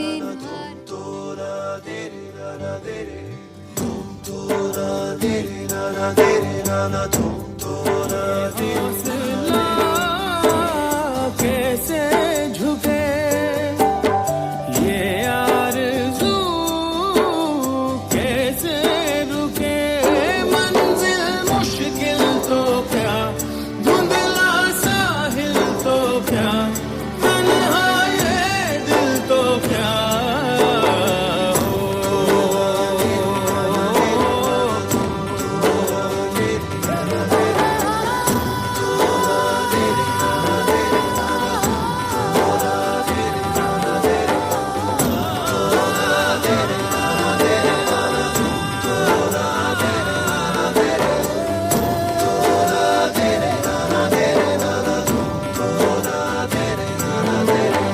राह पे कांटे बिखरे अगर, उस पे तो फिर भी चलना ही है। शाम छुपा ले सूरज मगर, रात को एक दिन ढलना ही है। रुत ये ढल जाएगी, हिम्मत रंग लाएगी, सुबह फिर आएगी।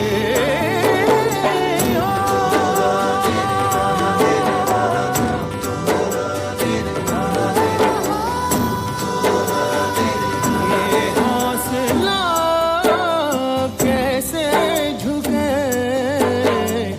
ये आरज़ू कैसे रुके, ये हौसला कैसे झुके, ये आरज़ू कैसे रुके।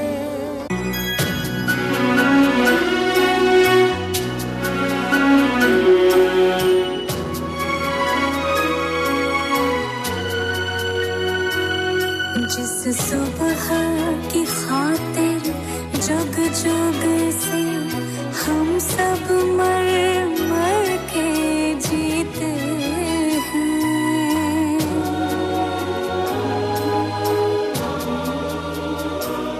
जिस सुबह के अमृत की धुन में हम जहर के प्याले पीते हैं।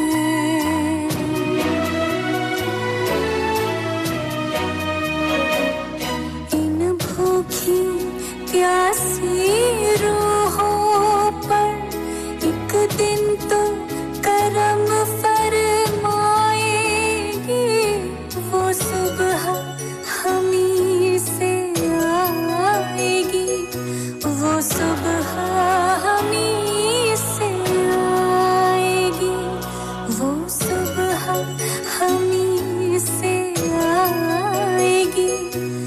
सुबह हमी से आएगी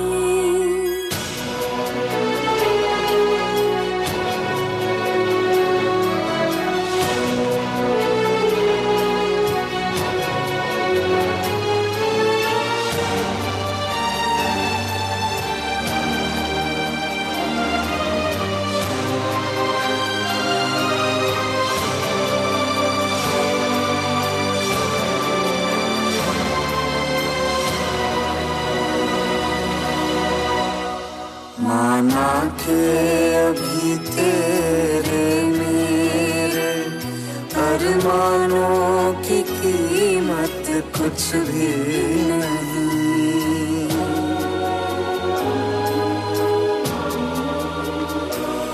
मिट्टी का भी है कुछ मोल मगर इंसानों की कीमत कुछ भी नहीं इंसानों की इज्जत जब झूठे सिक्कों में न तोली जाएगी वो सुबह हमी से आएगी वो सुबह हमी से आएगी वो सुबह हमी से आएगी वो सुबह हमी से आएगी वो सुबह हमी से आएगी वो सुबह हमी से आएगी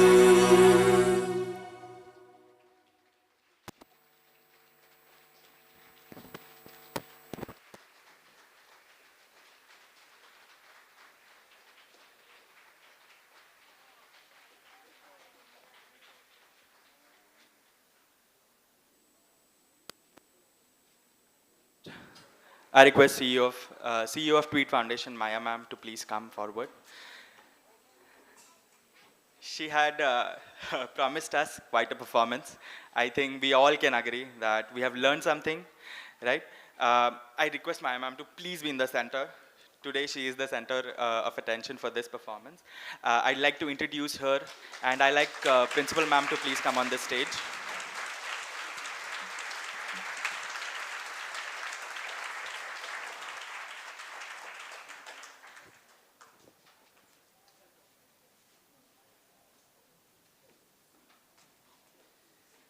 I request ma'am to please felicitate Maya ma'am with the gift.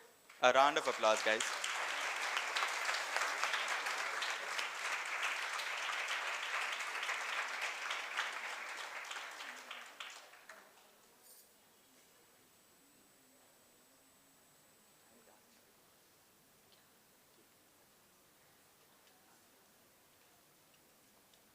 Would you like to speak? No?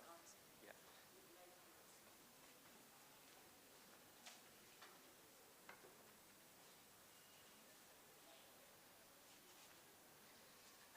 I request the chairperson of WDC, Vaishali ma'am, to please felicitate these kids who have worked extremely hard at this performance, and they have given us quite a performance. So I request Vaishali ma'am to please, one at a time, give a gift to these kids and honor them.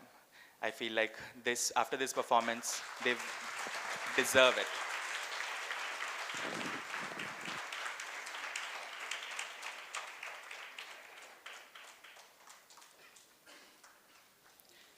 Meanwhile, I like to introduce Maya ma'am. Maya Avasti, she was born and brought up in Mumbai and is a postgraduate in management. She identifies as a trans woman from the Hijra community. She has worked in health within the social development sector, majorly in HIV, TB, and other infectious disease. She has been working for the community for 15 years, by starting as a volunteer to establishing an organization of her own.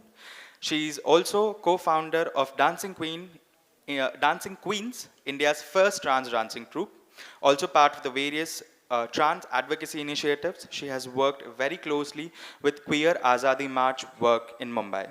We welcome you, ma'am.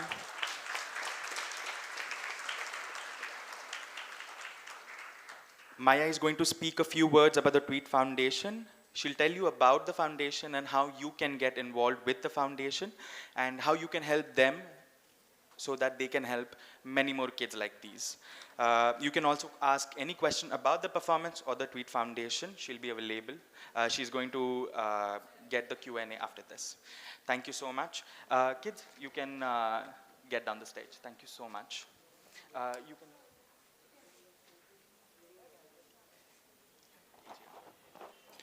Thank you, and I hope you love the play. Trust me, it's only for 2 दिन की मेहनत है खाली ये. पर मुझे लगता है इन्हें अगर on the spot भी बोले करने के लिए तो कर लेंगे, because they have narrated their life story, the trauma which they have faced throughout their life. हमने एक शेल्टर होम जो रन करते हैं, हम ट्रांस मैन को रखते हैं, ट्रांस वुमेन को रखते हैं, नॉन बाइनरी को रखते हैं, जो भी ट्रांसजेंडर अम्ब्रेला में आते हैं वो. एंड ये बच्चे हैं, ये बच्चे घर से भागे हुए हैं या तो घर से निकाल दिए गए हुए हैं, और वो हमारे यहाँ पे आते हैं डिस्गस्ट, बहुत बुरी कंडीशन में. हम शेल्टर देने के बाद भी वो लड़ते हैं. उनके माँ बाप हमारे यहाँ पे आके कि हमारे, मतलब आप बिलीव कर सकते हो, मेरे ऊपर इल्ज़ाम लगा है मैं लड़कियों को बेचती हूँ यहाँ पे आके मुंबई में, मैं उनको जानबूझ के लड़का बना रही हूँ, मैं उनसे धंधा करा के ऑर्गेनाइजेशन चला रही हूँ. ये सब इल्ज़ाम मेरे ऊपर लग चुके हैं. पर then I think like you know the power of the students, the बच्चे लोग जो हमारे साथ रहते हैं, हम उनको लड़ते हैं, उनके अस्तित्व को लड़ते हैं, क्योंकि हमें पता है जब वापस से घर ले जाएंगे तो उनको वापस से ज़बरदस्ती लड़की बनाया जाएगा, लड़का बनाया जाएगा, और उनको उनके जगह रहना पड़ेगा. ये उस टाइम नहीं था जब मैं अपने ट्रांजिशन, अपने कमिंग आउट फेज में थी. तो मैंने सोचा कि this is the only way I can give back to the society, give back to my community from my side. हमने ये 2013 में ऑर्गेनाइजेशन स्टार्ट किया था. 17 में हमें ऑफिशियली रजिस्ट्रेशन मिला था, and then from there we have started our journey. 5 years, 8 projects across India, running 2 shelter homes in Mumbai and Delhi. And we have started our own training center where skilling of transgender will be done. I can only give you, thank you. यहाँ पे इससे पहले जितने भी panelist या experts बात किए थे, उन्होंने स्टैटिस्टिक्स बात किए थे. For you who love stats, because we are into college, we love stats, we love numbers, we love figures. एक छोटा सा इंट्रोडक्शन दे देंगे हमारा शेल्टर होम का. हमने 2021 में चालू किया था, 2021 जून में चालू किया था. ये पहला एक प्रोजेक्ट था जो हम रन कर रहे थे. हमें पता नहीं था शेल्टर कैसे रन किया जाता है. ओके, सो ये शेल्टर जो है वो ना शेल्टर और घर या खाना नहीं देता है. It's give a dignified life. यहाँ पे जो भी बंदा या बंदी आती है उसे डिग्निफाइड लाइफ मिलती है, उसे बैक टू एजुकेशन किया जाता है. एग्जाम्पल ये है कि जो हमारा लीड एक्ट्रेस थी उसने अभी अपना BA economics with 71% pass out किया है. And she want to go for MA economics now. और सिर्फ पढ़ाई नहीं, वो जॉब भी करती है. एक MNC में एक इंटर्नशिप कर रही है. पब्लिक एंड सेपियन करके एक कंपनी है जिसमें वो जॉब कर रही है, पढ़ाई भी कर रही है. ऐसे बहुत सारे बच्चे हैं जो पढ़ाई कर रहे हैं हमारे यहाँ पे. हम जब बात करते हैं एम्प्लॉयमेंट की, हम उनको स्किलिंग डेवलपमेंट देते हैं, वोकेशनल ट्रेनिंग देते हैं. जो माँ बनी हुई थी वो लखनऊ इंस्टीट्यूट में मेकअप कोर्स कंप्लीट कर रही है. अभी ये मंथ उसका मेकअप कोर्स कंप्लीट हो जाएगा. तो these are the examples what we have to you. हमने पिछले साल, मतलब हमने जो 21 से चालू किया था, 22 मई तक हमने पूरा 1 साल कंप्लीट किया. गवर्नमेंट ने बोला था 25 लोगों को रखना है, हमने 42 लोगों को रखा. It's a rolling admission which we gave it. Once you are out, let the second person come in. With this 42 people, 85 people are been placed in the employment. दे दिया गया है उन्हें, या तो फुल टाइम या तो पार्ट टाइम, फुल टाइम या तो internship.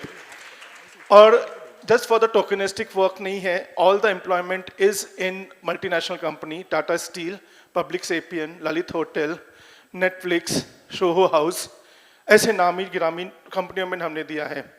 We feel proud to announce that 12 people from Garima Gray, Mumbai joined at one batch at Tata Steel directly for a 1-year internship. Apart from that, हमने 10 लोगों को पिछले साल support किया था education के लिए, इस साल 12 लोग आए हैं, बोल रहे हैं हमें पढ़ाई करनी है, और ऐसे ही हमारा काम चलता रहा है। सो जब आती है बात कि किस तरह से हम कंट्रीब्यूट कर सकते हैं, मैं कभी भी कोई भी डोनर या कोई भी स्टेक होल्डर से बात ये नहीं बोलते कि मुझे ये ला दो वो ला दो। मैं ये बोलते हैं पहले आप आओ, हमारा गरिमा देखो, हमारी नीड्स आप देखो, और आप बोलो कि आपके नीड के आपके हैसियत, या आई शुड नॉट से हैसियत, बट आपके कैपेसिटी के हिसाब से how can you support us. Wish list बहुत बड़ी होती है, it's endless, but I should not be determining on the wish list. Okay, एक छोटा सा एग्जाम्पल ये होगा कि हम जब गरिमा गृह रन करते हैं, it's a government program, the fund which come from government is very minimum. जो गवर्नमेंट देता है उसका 3 टाइम्स हम हमको रनिंग कॉस्ट आता है उसका। For example I can tell you, जो रेंट हम पे करते हैं, गवर्नमेंट बोल रहा है 3000 स्क्वायर फीट के लिए 40,000 मिलेगा आपको। हम सब मुंबई में रहते हैं, नहीं भी रहते तो हमें पता है, हमें मुंबई में 3000 स्क्वायर फीट 40,000 में गोरेगांव जैसे एरिया में मिलना is next to impossible. We pay 1 lakh। It is an organization who build in that money of corporates to support, because we believe in continuously support to the society and the community. Okay, हम सुबह से बात कर रहे थे women empowerment. I feel proud to say that I always get inspired with the women empowerment or the movement. It's a 50-year-old movement. हमें तो अभी चालू किया है। Okay, पर हम जब बात करते हैं, मैं नोट्स लिख रहे थे आप सभी के पीपीटी से, मुझे खाली एक चीज़ पूछना है, हम जब वुमेन एम्पावरमेंट की बात करते हैं, please don't take me wrong, हम जब वुमेन एम्पावरमेंट की बात करते हैं, हम ट्रांस वुमेन को कहाँ रखोगे आप? वुमेन में रखोगे या किस में रखोगे? अब ट्रांस मैन को कहाँ रखोगे? वो तो बाई बर्थ वुमेन है। एक औरत होना इतना बड़ा श्राप है हमारे देश में, उसके बाद वो आके बोलता है कि मेरे को ट्रांस मैन बनना है, मैं I am not comfortable with my gender. और उसके संग हमने बात की है हरेसमेंट की, हमने कहा की है वायलेंस की। चारू मैडम ने बहुत अच्छा पॉइंट उठाया था, sexual harassment in work place, sexual harassment at ताऊ चाचा ताई जो भी है, ये सब के यहाँ पे होता है। But what about the collective rape which has been done on the lesbian women and the trans man by the own family member? हमने तो वो नाम सुना भी नहीं होगा, करेक्टिव रेप। करेक्टिव रेप ये होता है जब भी कोई बंदा या कोई लेडी, कोई फीमेल अपने आप को लेस्बियन डिक्लेयर करती है या अपने आप को ट्रांसमेन डिक्लेयर करती है, उसके ऊपर उसके घर वाले रेप करते हैं, घर के रिलेटिव रेप करते हैं, दिखाने के लिए कि तू औरत ही है और औरत ही बनेगी तू। You should know how to pleasure a man. ये करेक्टिव रेप का डेफिनेशन है। This is a trauma which each and every child is going through within the family, और ये कभी केस पुलिस में जाता ही नहीं है। तो this is what I'm talking about. This is very shocking, and मुझे से हम इतना हम जेंडर की बात करते हैं, हम कहाँ खड़े होते हैं हमें नहीं पता।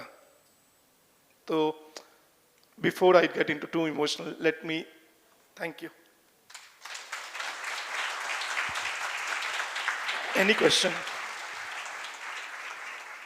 If anybody has any question, just raise your hands. We have a volunteer. She'll come to you, give you the mic, and you can ask any question. It can be about the organization or the performance, anything. Yes? So just the thing is, like, we have shown 3 main part of our life. One is the acceptance, family acceptance. One is about the love relation, which we never get it.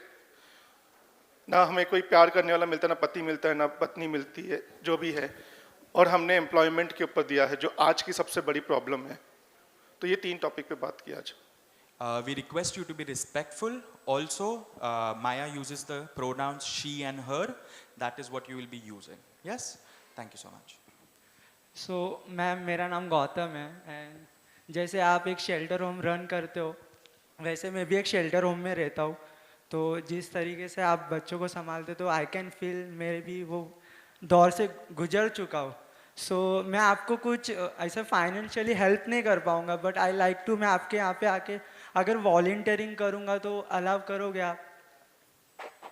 देखिए, मैंने जैसे पहले भी कहा कि support क्या चाहिए मैं डिफाइन करने वाले नहीं है। Finance, in kind, in person, HR part जो होता है, मतलब हम जो ह्यूमन रिसोर्स पार्ट जो बोलते हैं कि मैं आके वॉलंटरी काम करूँ या मैं आके स्किल डेवलपमेंट का कोई कोर्स करूँ, ट्रेनिंग दूँ, या मैं आके इंग्लिश क्लास सिखाऊँ, ये सब चीज़ें जो है ना, ये सब चीज़ों में भी हम हाँ बोलते हैं। तो please come down Gautam and check it out कितना what best way you can support. Okay, and thank you for opening it out, because बहुत हिम्मत लगती बोलने के लिए कि मैं भी एक शेल्टर होम से आता हूँ, तो the life connect is very common. So I think आप बहुत अच्छे एग्जाम्पल रहेंगे सोसाइटी के लिए कि किस तरह से हम उसमें से नहीं है पर उस जिंदगी से जीते आए हुए हैं. Thank you. Unfortunately, we are running short of time. Thank you so much, Maya ma'am. Thank you. Anybody has any questions, tweet is on Instagram. You can ask them questions there, how to volunteer or whatever help you need. I can get you the email ID of Maya ma'am and you can ask her questions there. I request Maya ma'am to please head down as an audience. I request the chairperson of WDC to please come over and give the vote of thanks.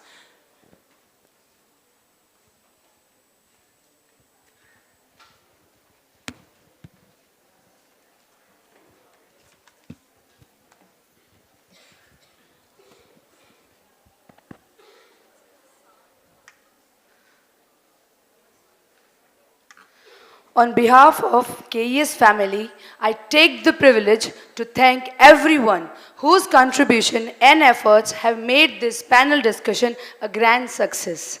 I place on record our deep sense of gratitude to Ms. Jyoti Rawal, Program Manager, Gender and Social Justice, Frederick Abert Stiftung, for showing faith in Women Development and Empowerment Cell of KES Shroff College. We are really thankful to you, ma'am, for being with us today. Dr. Vibhuti Patel, I owe a huge debt of gratitude not only for your gracious presence as moderator, but for the constant support to make this panel discussion a memorable one. Our panelists, Ms. Dolly Thakur, Professor Charu Malhotra, Dr. Nandita Mondal, Dr. Sangeeta Desai, Dr. Seena Paul, eminent personalities whose voices are heard when it comes to local, national, and international policy and program. I am eternally grateful for accepting our invitation and given their precious time. I'm sure your presentation will add depth to the content and deliberation. Our friend Maya Vasti and her super energetic team, your presence has added grandeur to today's function.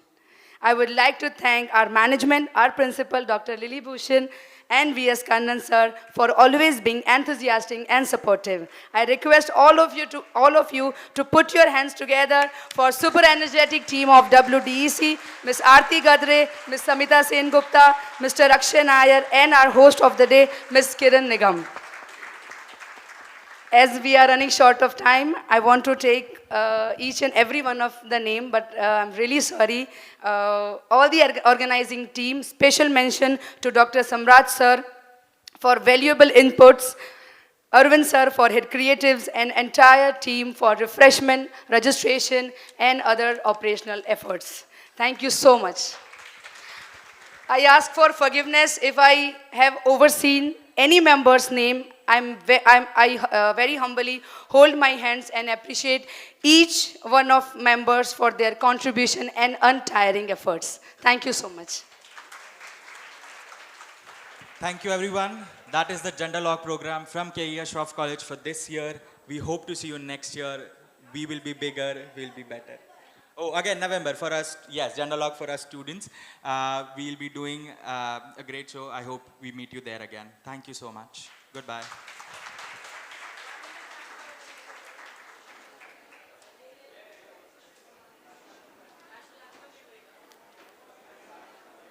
I request everybody to wait back for a few minutes. We are going to do the national anthem and then we can all move out. Yes? Everybody please stand in attention and please be quiet. We hope everybody sings along. Thank you.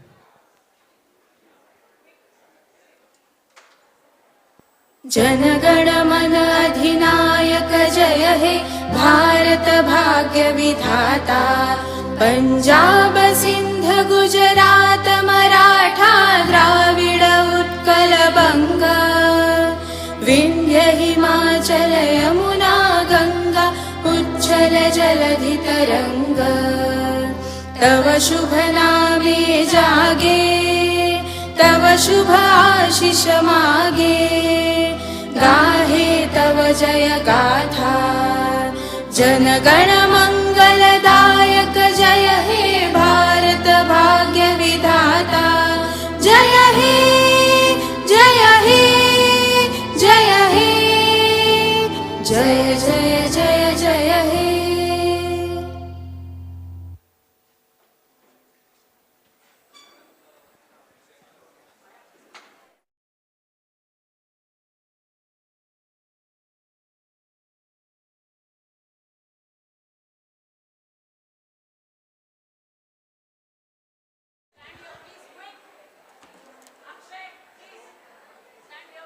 Yes, ma'am. Everybody can collect the certificates for this program outside these doors. Everybody can please collect the certificates from outside these doors. Please do collect the certificates for this program. Thank you.